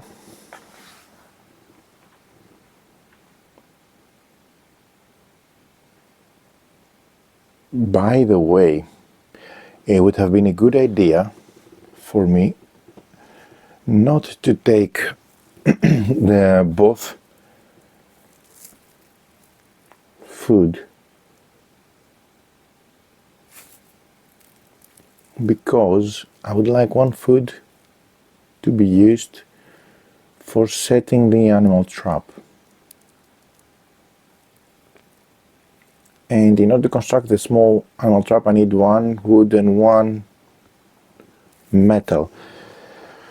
So I'm really thinking to go there to gain the wood, to be honest. Or here, for that matter. Yeah, I'll do that. So, he needs to take a food. So let's assume that one of the food that I picked up, I haven't picked it up. I'm leaving it there just to have because I picked with one action 2 food. Okay, so I would have left 1 because I want it for the animal trap. Right, so I'm here, I don't have any food to eat, so I lose 1 health, and she loses 1 health as well. Because we take a damage because we don't have food to eat. Then we move to the morning phase. Okay. We draw a sun card. Each player moves their fitness 1 down. She's already down, so she's already tired. And then we draw 1 sun card for the starting player. Again, mild, no effect, so I'm very lucky here. And then I start with the actions. I need to discard 1 water or take damage. Okay, so I discard 1 water, and then I have 6 actions which I already have. First, I replenish my actions up to my fitness level, and then I discard the water, and then I have my actions to spend. Now I have 6 actions, right? So what I want to do is, I'm not going to take the water from here, because he is going to move here, fight this guy, take the wood, take the water, break the container, and then come back. Let's do that. So, I'm moving here for 1 action point. Then I can do some stealth, I just roll a yellow. To be honest, it's not good enough. But let's try. Let's try to recon the enemy there. Okay. So I need to be hidden on a map tile, and then recon. Okay. No. I can try to sneak though, and do the action stack. If the stealth fails, however, the character must still move into the map tile and spend the corresponding number of action points.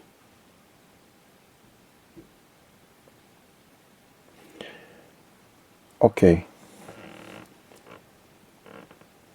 So we'll try to sneak, which means I will move with 3 action points there. Yeah, but no, I will just go. Just move. I don't have a lot of action points there. Then an enemy spawns. Sorry, and that one, and that one. That's a scavenger. So I need to face a scavenger.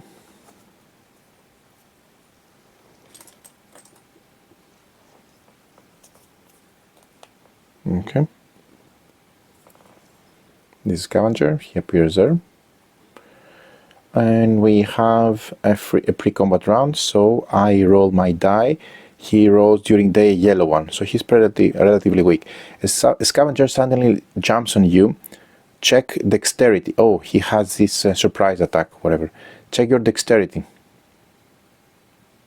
Success, attack the scavenger or leave the tile in any direction. Failure.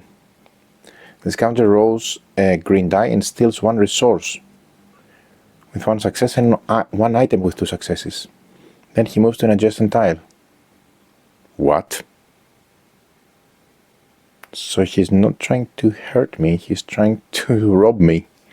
Oh, bummer. Okay, so I check my dexterity. I'm not good at dexterity, but I have karma die, so let's do the dexterity. I'm not bad, but I'm not that great. So let me roll for dexterity.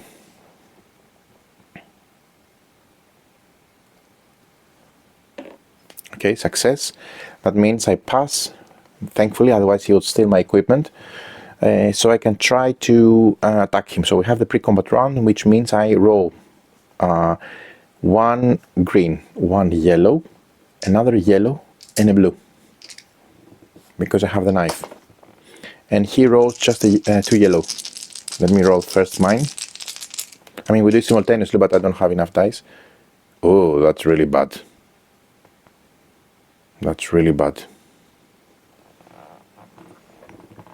So it's 1 damage only. And he rolls 2 yellow. And he does 0 damage for the pre-combat, which doesn't cost any action. And then he gets 1 damage. Let's go second round. So I spent 1 action point. And then I again roll my dice. Okay, so he's out. He got 3 plus 1, 4. Okay. And then he does, sorry, 1 more. He does 1 damage, which I can try to avoid. I will do, to be honest. I'm spending 1 of my karma dice, which I lose, to be able to reroll 1 of his die, so I don't take any damage. That's good. Okay, I lost my karma die, but at least I managed to avoid 1 damage. That means he dies. Right. So, for 1 action point, first of all, I fill in my water. So I take this, and the good thing with the thick skin is that he has a water bottle. That means not only he fills in the water personal reserve he has, imagine like a flask, always on them, I also fill in my water bottle, so that means I have 2 more water. And you will allow me to get a picture, because it doesn't usually happen that you get to have so much water. Right, so then I have one more action, and I can either try to loot him or break the container. I will try to break the container with a strength test.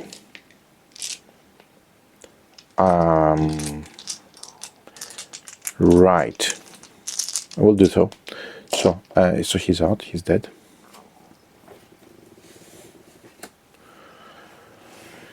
So let me try to break the container. So do a strength. Sorry, my strength is 2 green. Has a strength icon. So I just needed one success. I did it. So I break the container. Whenever you break the container, you pick up loot. Okay. Which is, you draw 2 cards. You draw 2 cards. You check. Sorry, the second one needs to be shuffled. You don't put it at the discard. You take 2 from before, 2 loot cards. Then you decide to keep one and draw the other one. Okay, again, an older post and a recon. For 1 action point, explore up to 3 tiles from a distance of up to 3 tiles. Turn over after use. Ooh. That's not bad at all, right?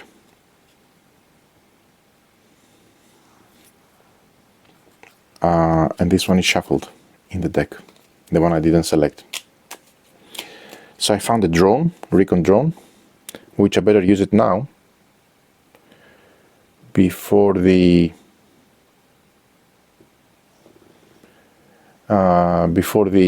any electrical sunstorm comes, solar storm. So what did I do? I picked up the water. So I moved 1, then I moved 2. Did a combat round. Moved 1, then I moved 2. Did a combat round. Picked up the water. And that one was to break the container. Right. Something like that now. Right. Okay. Cool. Then it's a turn of the medic. She has 4 action points. So first of all, she starts a round. She needs to discard water. She has a water to discard, thankfully. And then she gains 4 action points because she's tired. And with those 4 action points, the first thing she does is first to draw the water that the thick skin has graciously left her with. Okay, and fill in her reserve. Okay, then so she picks up the water there. Then she's going to use her binoculars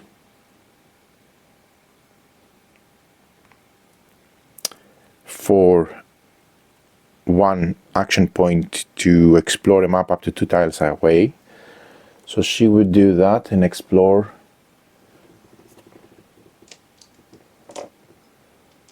here. Okay, so she will explore, or maybe here. Okay, let's take those there. Let's move it. So she will explore here and here. So she will explore here first. Okay, so that's just an empty spot. There's no way I'm going there for no reason. That's her first, second action point. Third one would be to explore this one. And that's near where there is some food.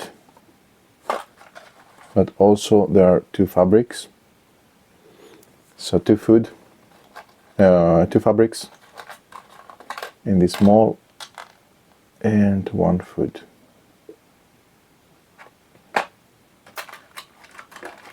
Right. So, Chelsea, should she explore one more time? Why not? Yeah. Let her explore one more time. She will also explore here for the last action point with the binoculars. That's why she can explore so far away. So, oh, there it is, the next target. And it says here, when you find the second target part, even if the first colonist has not been freed, read part 3. So this is part 3.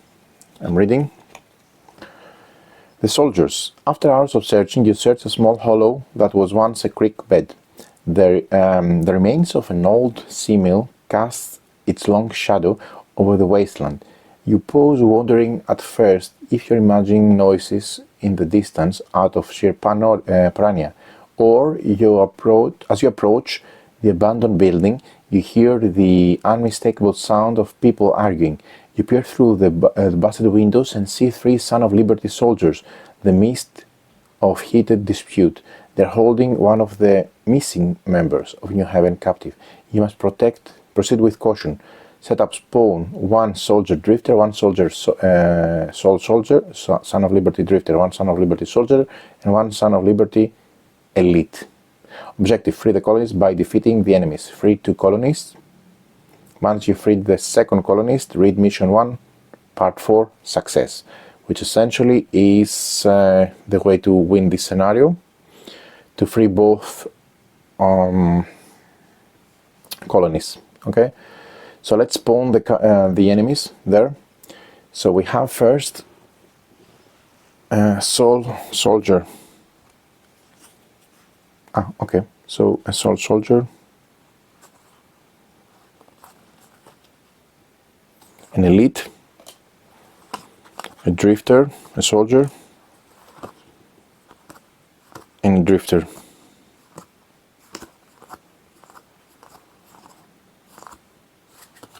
Yeah, there you go. Okay, so these guys spawn here. So let's give them standees. First of all, we have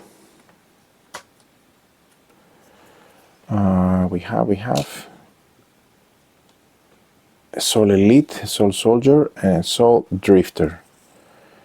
This guy is nothing from that, but this guy is a drifter. So he spawns here. Then we have an elite. So no, these are the soul elite, these guys here, and we also have a soldier, which is this guy, I suppose. Yep.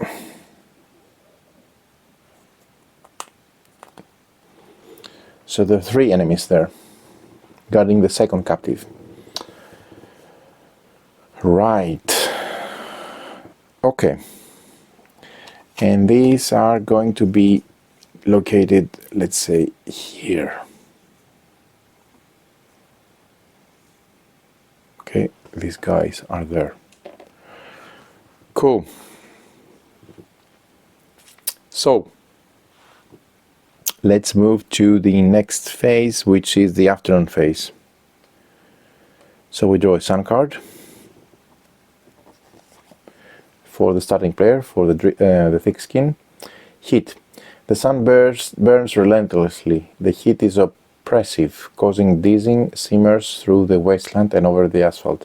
All players must discard 1 water extra because of the extra heat. That's a good thing. We already have enough water, both of us. But then, that's just added water, because we move into the normal phase.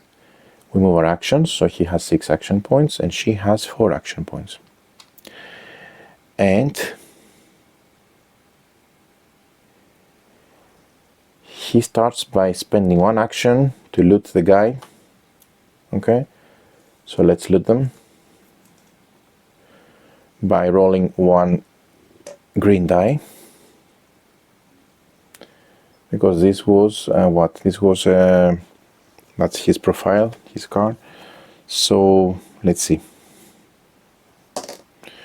0 success. Again, what's the question mark? I think it's random.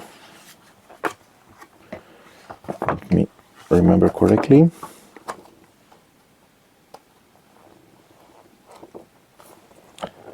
So when you loot with your action,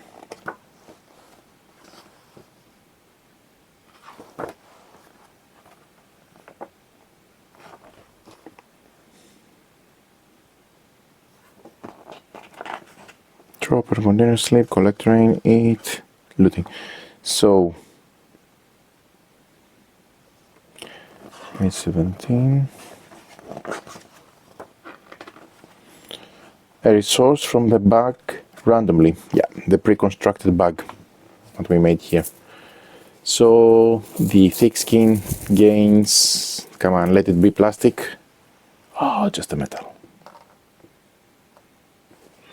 I never imagined that plastic would be so valuable in the wasteland. Right, and he's out. Cool.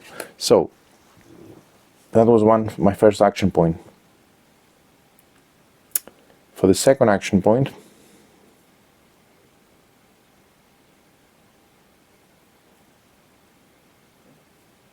wait a minute. Yeah. For the second action point, and then we place a universal marker there, because it will be removed on the next one, because he was defeated in this round. Once you spawn him, yeah, once spawned, I should have placed a universal marker. It's revealed at the next day, during the preparation phase. So with one more action, I pull all the resources, in this case just a wood, but wood is important because with wood and metal, those two that I have, I can set a small animal trap, which I'm going to set here. So with the second action, and then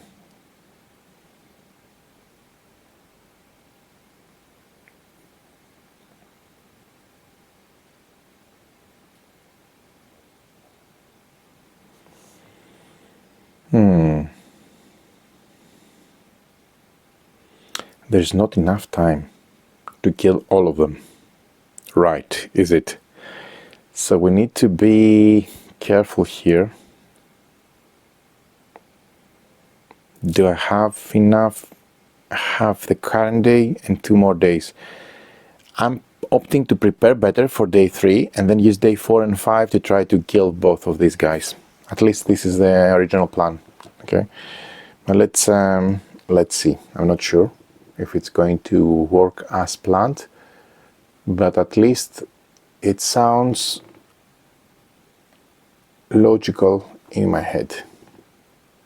Always does, I suppose, but anyway.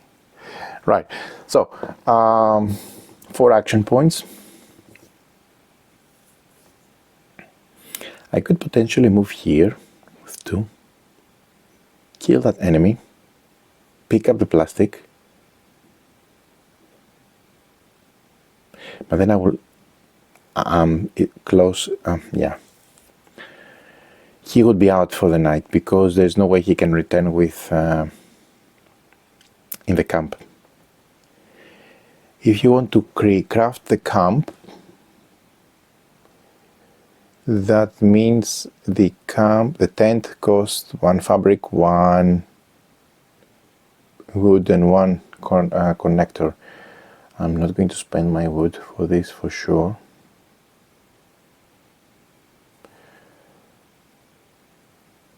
I'm not going to use this item, I'm going to sell it for water.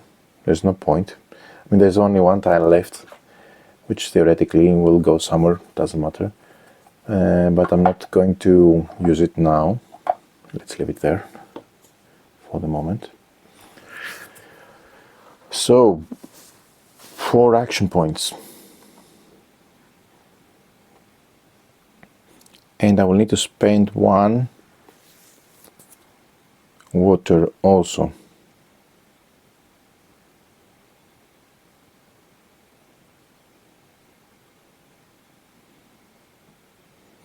Since I'm going to be out, because if I just move here, I have only 3 action points, so I cannot return there. I don't see any reason not to go for more loot. Or here, to also gain the water. Yeah.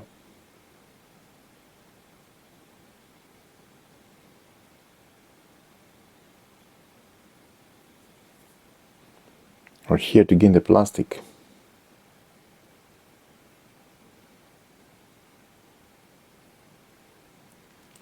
Right.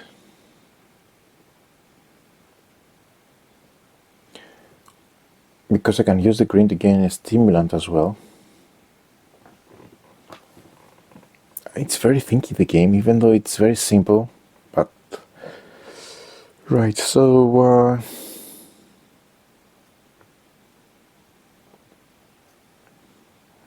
what should I do? Should I camp outside? I mean, I cannot return to New Haven for sure.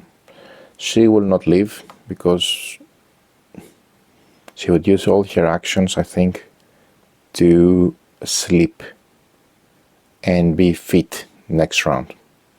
So she has 6 action points. It's very important for her. But he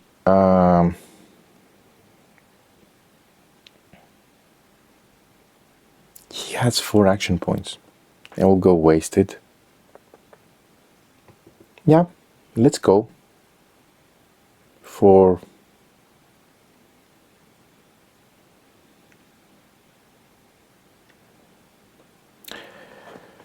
these guys. Roll during day 1 green, during night 1 yellow, 2 yellow, 1 green and 1 yellow, during night 2 yellow, and 1 green during day and 1. He's better during night, the drifter. So if I move, then I will roll 1 yellow, 2 yellow, 1 blue and 1 green.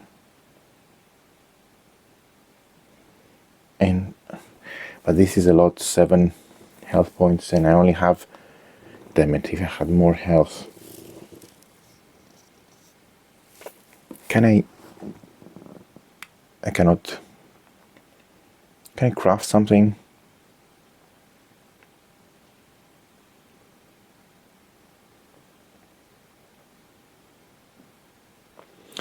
Okay, so since I will be out,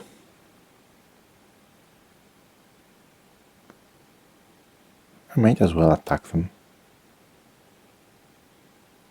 It's a bit of turning point for me. If I overextend to try to get both of them with limited health, but then I'm going to lose health in any case next round because I will not have food to eat. So I'm going to lose 1. So why not? Okay, I don't know, maybe I'm wrong. Let's try it. So he moves there with 2 action points and he attacks. So for sure he will attack first this guy. Okay, because he rolls, he will try to attack this guy because he rolls higher. Okay, so pre-combat round. So I used my 2 action points to move there. Pre-combat round, I roll 1 yellow, 1 blue, and 1 green and 1 yellow. Okay, and before I spend my karma dice, I will use my karma dice, but I want to see both of the results before I see what I re-roll. Oh, right, 2. Okay. And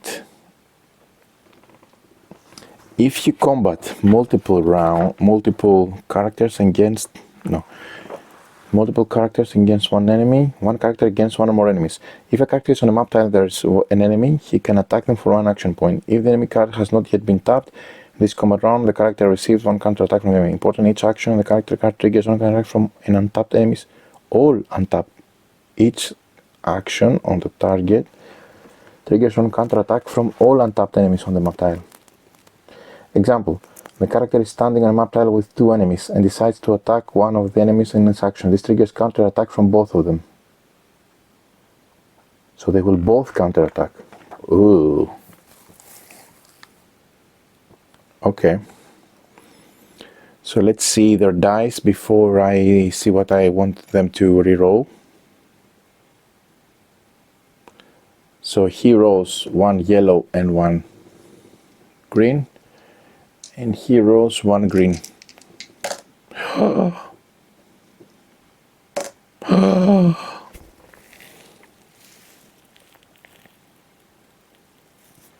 So I'm spending this die for this.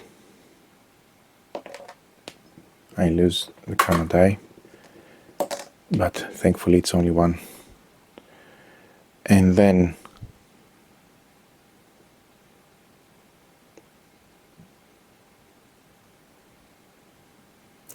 that means I will take 2 damage, right?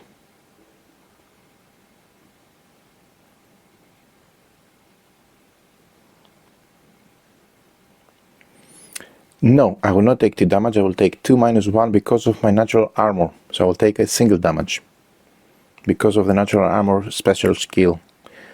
So let's do that. That's only 1 damage, thankfully. And I inflict 2 damage. I inflict 2 damage here. And maybe I can also reroll my die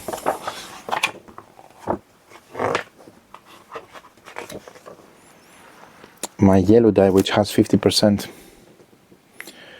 So let me use this karma. I lose it again. No! Okay, so 2 damage on this guy.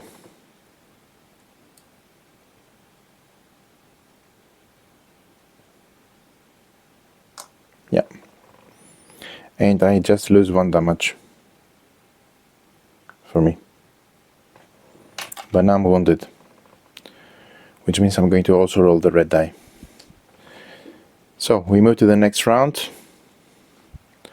I roll my die. Ooh, that's nice. Ah, +1 is discarded. So okay, 1 minus 1. So there are 3. Okay, and he rolls. They roll 1 green, 1 yellow, and 1 green. So 1 damage only. But that means I inflict the 3 damage here. Here, sorry. And he dies. And this guy drops dead. This is a drifter. Okay. And then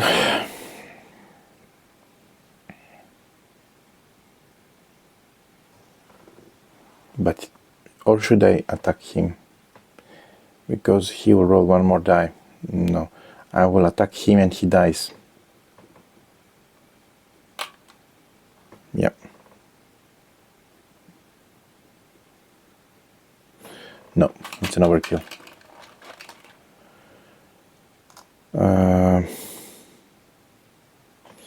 He dies. Okay, as it is. Right, and then we move to the next round. I roll my dice again.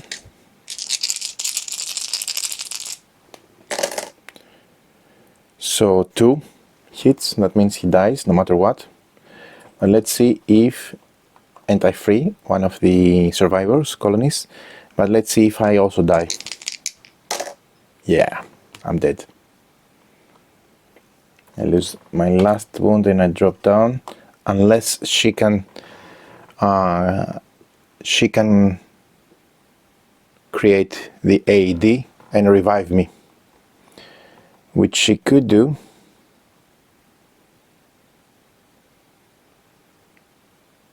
but she has to spend 1 plastic. She can get it from there. Okay, yeah, she can convert the item and then craft it, and she can save me. So he has, when a character is knocked down, okay, the thick skin at this point, he's considered defeated. So he has 3 subsequent day phases. He can revive for the duration of 3 subsequent day phases. That means by day 5, end of morning, he needs to be alive, revived with the AED kit. But I need to craft it first. Okay, that's not totally bad, because I have successfully freed one of the colonies, so 50% of the scenario is done. So he bled, but he managed to, in this historic battle, very bravely managed to free the colony, but he was brutally injured. Right, so no more action points for him. Okay. And that means she gets to play. Now she starts by first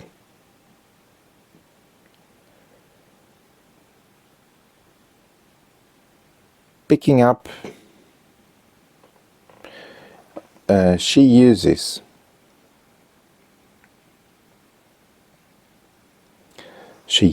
the multi-tool to dismantle for 1 action point the binoculars. They serve their purpose, and she gets for that 1 + 1 + 1 on the tile. Okay, she can drop it, doesn't matter. And then this is discarded, this item. Okay, right, so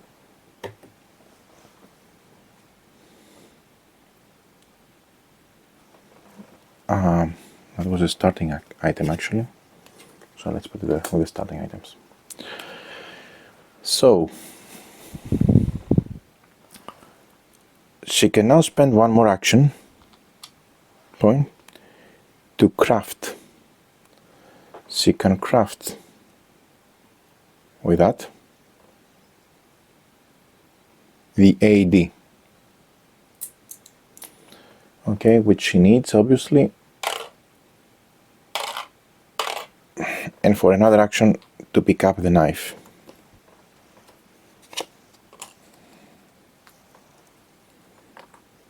Right, she needs the AD because she managed to craft it. In order to revive, for 1 action point, revive 1 character on the map tile up to 3 phases after death. Turn over after use.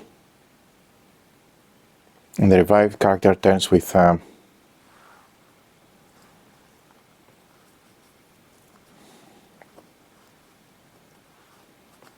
2 health points. Right, so she has the AD there to bring him back to life, the healing apparatus, and she has 1 more action point to spend. I think before actually dismantling the binocular, she would have used the ability, let's say, to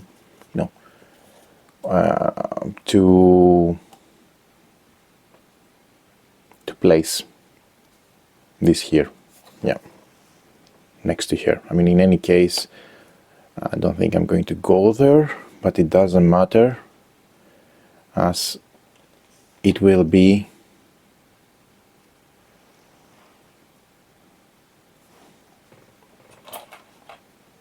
pity not to have done it for the 1 action point that I have.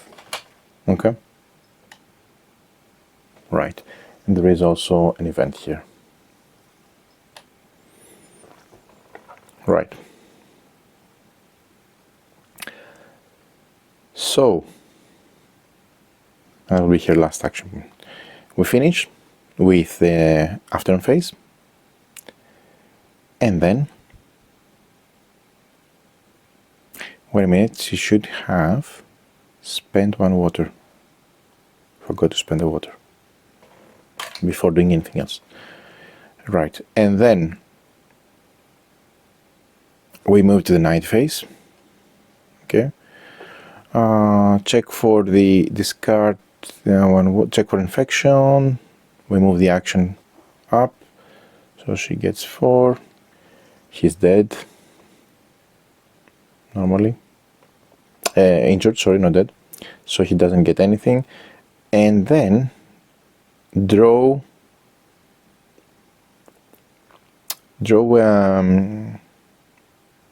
a sun card. But what happens if the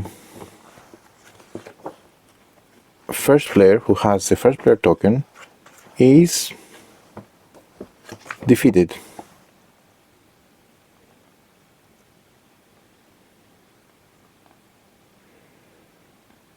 And waiting to be rescued. Is he or she drawing a sun card? Let me see. This is maybe small print. Maybe it's answered somewhere.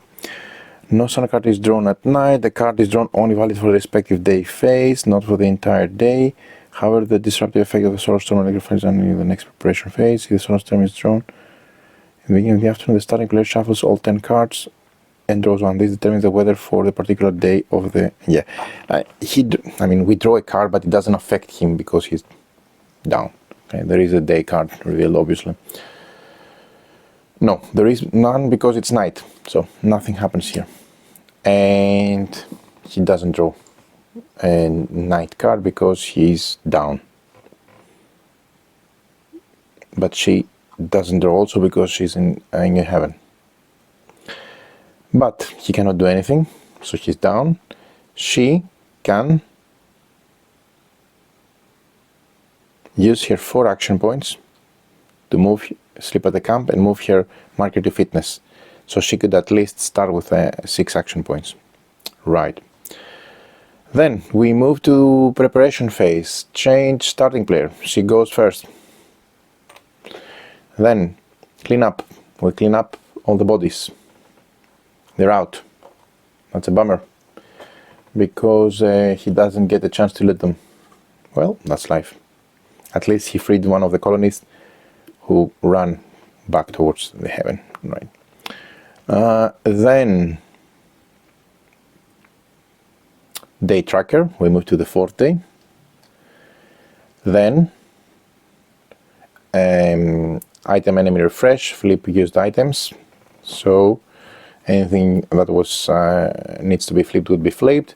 Enemy movement, no movement because these are guarding the target tile. Fitness moves the character's fitness marker down 1 slot. Doesn't change for him. He's out. Right. And then refill water and animal traps. So refill water, that means we have 2 water sources to be refilled. That's the only thing with this container. If you make a layer with all of this at the end, it's very difficult to get the bottom layer back out. So this and that refills, okay, with water. Cool.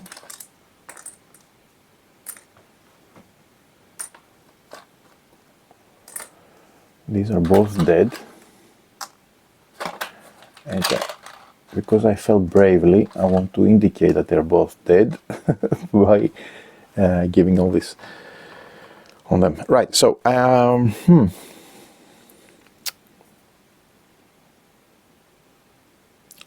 we did the fitness. We need to eat food. He cannot eat food. He's bleeding. She loses 1 health because she cannot eat food. And she has 6 action points. Of course, forgot to do that. Okay, cool. Right, so we start the 4th day. So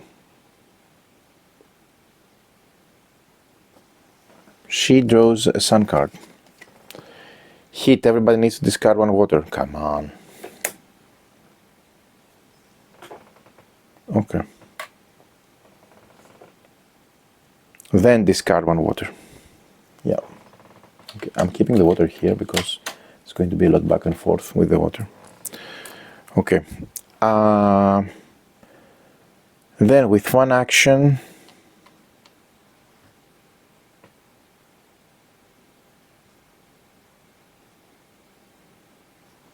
she takes the water and fills in all of the water supply.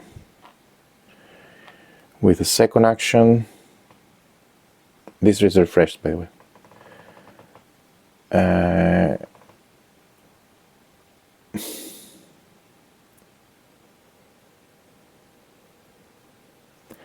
She moves here for 4 action points. And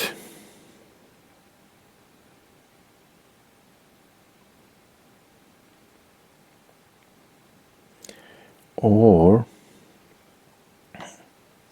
no, she moves here for 1 action point. She moves there for 2 action points. She will not use the water and have 1 more action. She will take the water from here.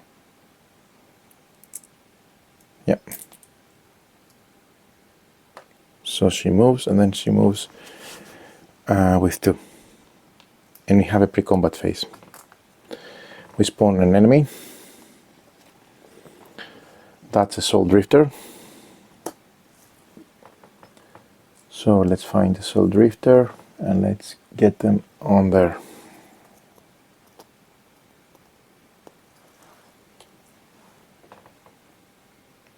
So, pre-combat round.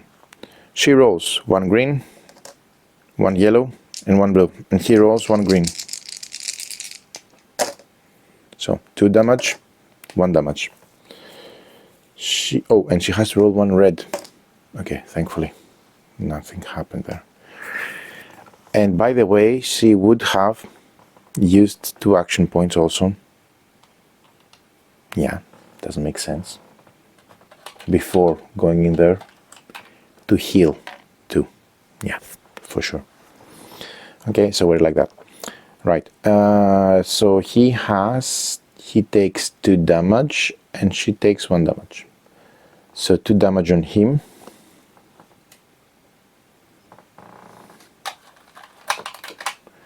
He needs 1 more. And she takes 1 damage.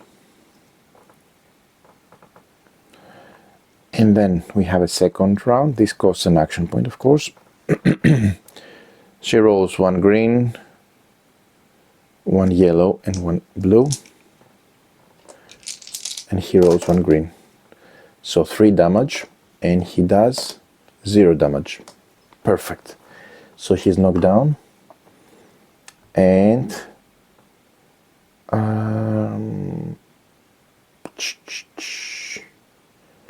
she's knocked down.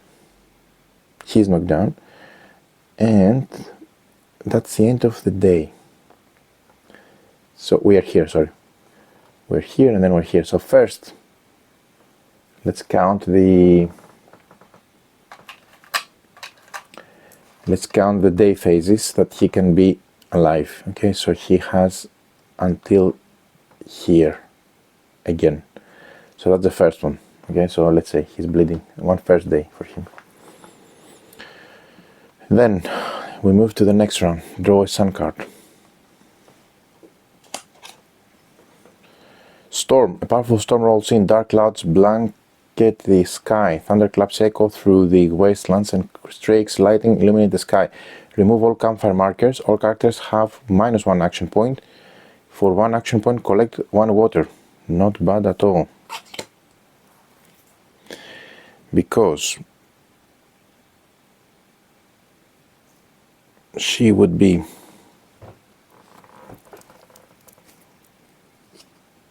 And that's a storm, right?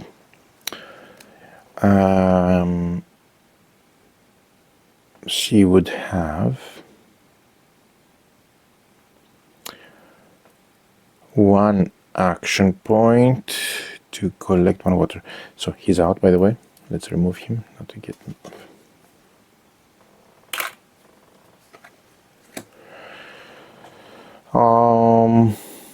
Okay, so she starts the day. She does sun card. She moves her marker all the way up to there.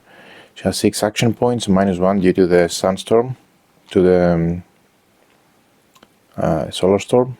Okay, and then she needs to drink 1 water. She cannot, but she takes 1 damage. Okay, so she uses 2 to heal 2. Okay, then moves there with another 2, right? And with the last one,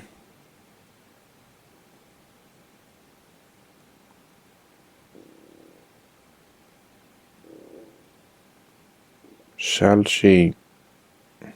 No. With the last one,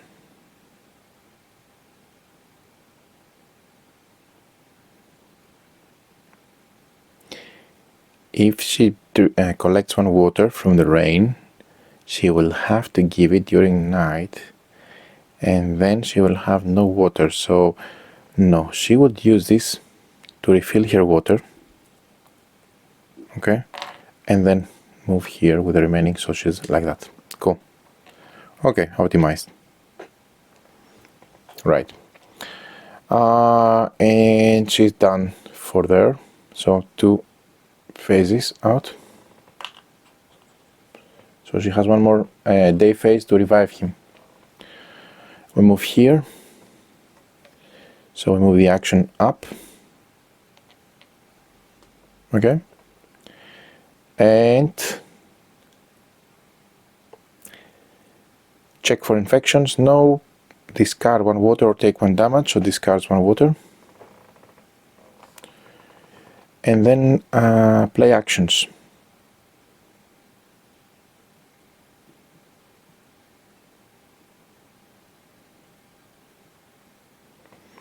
So she has 6 actions.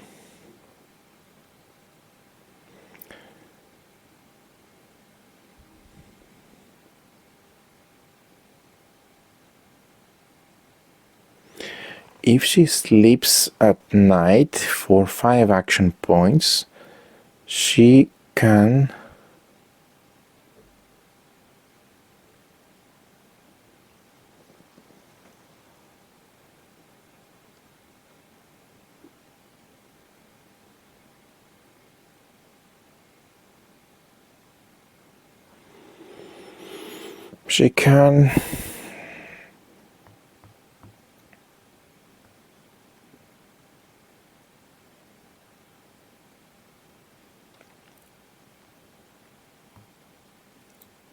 with 2 action points she can heal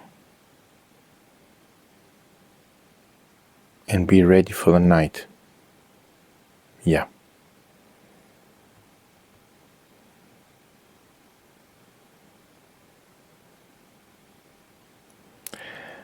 I think it's better that she heals than she revives him, right? Because she needs to spend 1 action to revive him. Is there any point of reviving him at night? Yes, because he doesn't need to eat food. If she revives him here, we save 1 food. Yeah. We save 1 food and he can gain the food.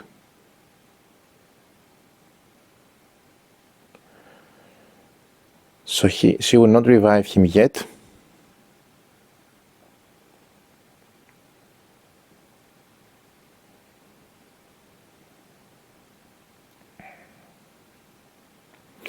But she would pick up the food.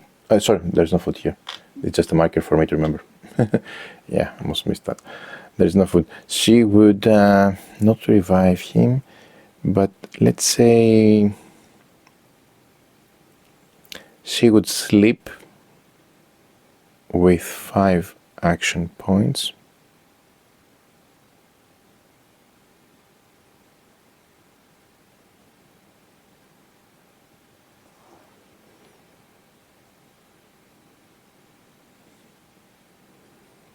To sleep. Okay, so she brings this fitness marker all the way up. No, she will not sleep. If she doesn't sleep, she would be tired. And then you need to spend 3 action points during day out of your 4 to move that up. I think we're going to have issue reaching that. We don't have enough action points for the last 5th and last day. So let me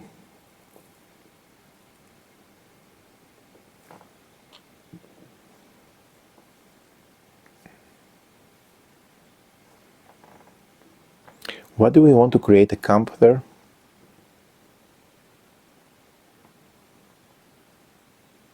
No, maybe some armor. We want fabric and connectors and metal.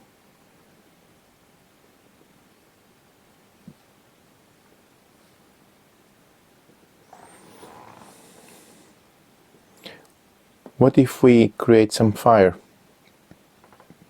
It's far away. He's out. No, he's not out. He will be out now. Yeah.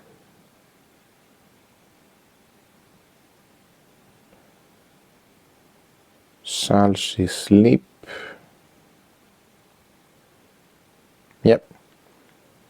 She would sleep. She would sleep so that she can move this a bit up. Okay, cool. End of day, she draws a knight card. No need to draw more because he's down. So, Prime Elite. A Prime Elite soldier approaches you with his hand raised and shouts, "Outsider, leave this sector immediately. Immediately move back to the tile you came from for one action point or engage him in battle." Gosh.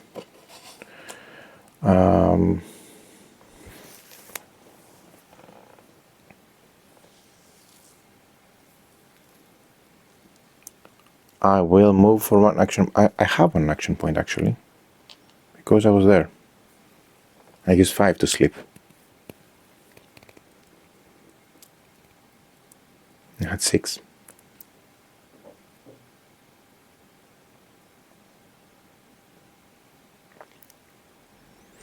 So for one action point I will move there and avoid him.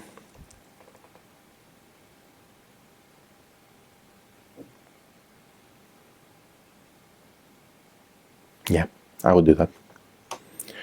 For one action point I will move there and avoid him.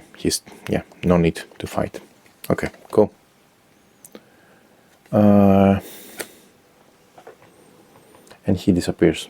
And this is out. And then we're done for the day. We move there. Okay. So he becomes a first player.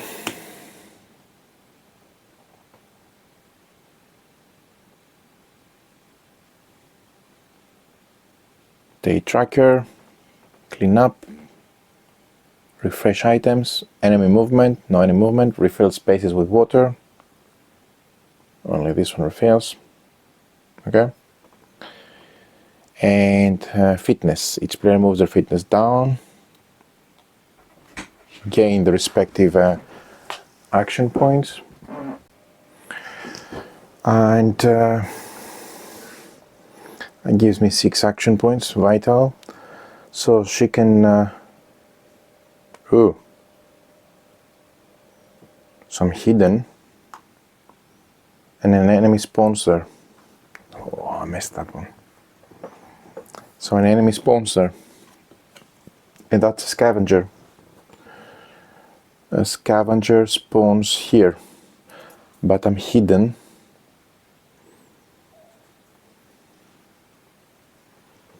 Okay. Let me check. When an enemy spawns on a tile,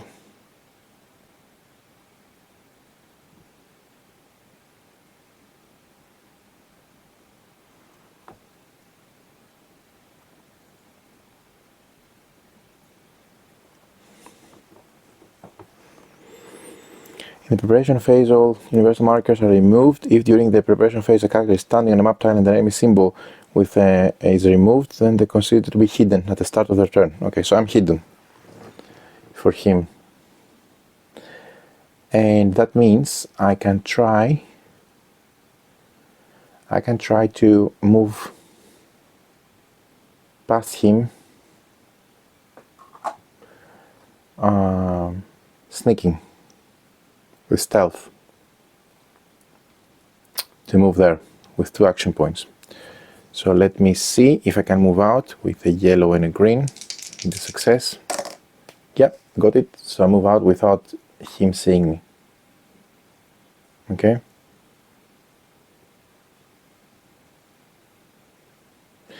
Yeah, before doing so I need to eat something. So I take 1 damage. Yeah, forgot to eat there. And then I need to, wait a minute, I'm rushing. But let's say I have the success already rolled for the success, okay? So remove 1 health because I ate. Then I'm here. Remove the action here, checks for infection, discard 1 water. Before discarding water, I need to draw a sun card, because maybe I need to discard more. It's a solar storm, powerful solar storm, emits magnetic energy and radiation. All characters immediately take 1 damage. Turn over electrical items. So this is turned over. Oh, don't believe it. That means he's dead. Oh my god! My AED is not working because of the solar storm. Oh, ramp. Oh. I didn't see that coming. That means I don't have the AD to revive him. And he's out. Oh, bummer.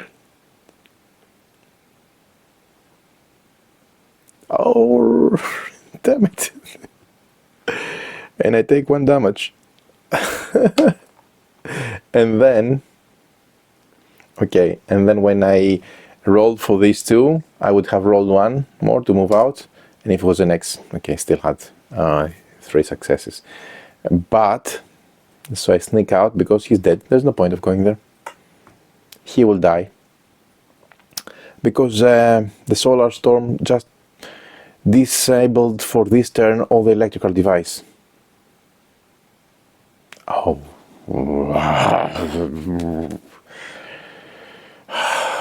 Okay, so it's all for, okay, it's a very long shot, but let's just try to get there and see if we can defeat them both.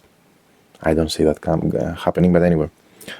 So she manages to move out for 1 action point, okay, and discarding 1 water, of course. I forgot to discard water. Then, she would move here. No, from here. She, where she would move out to. She wants to reach there.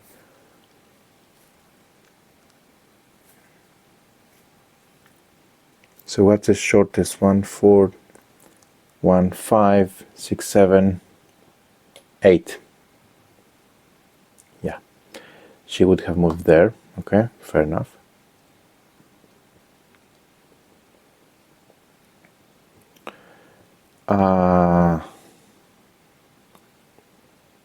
By sneaking, okay, and moving 1 action point. Then for 4 action points, she will move here, okay, and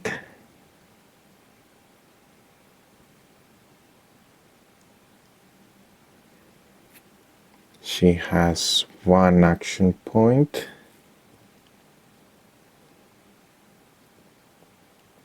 To spend.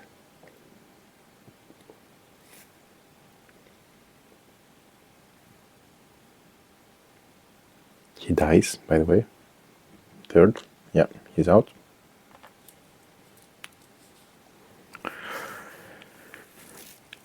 And do what then? With the last action point? Eat something, I suppose. Yeah. Eat one. Whatever. Okay.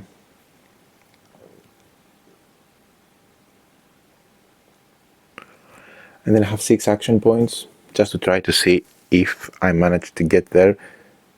But I can go 3 plus 1, 4, and then have 2 action points to avoid the event, because it could be something that stalls me. Yeah. Yeah. Okay, cool. So, that will be for me there. Then,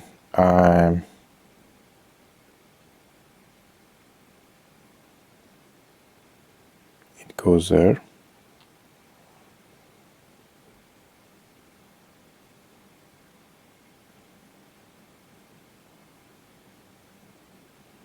For the next day. I draw the last card. It's a storm again. Remove all campfires. All takes lose 1 action point.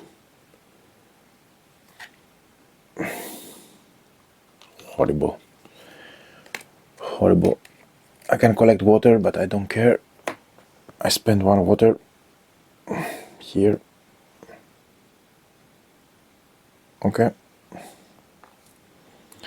And then I have 5 action points. I'll use 3 to go here. And then I'll use 1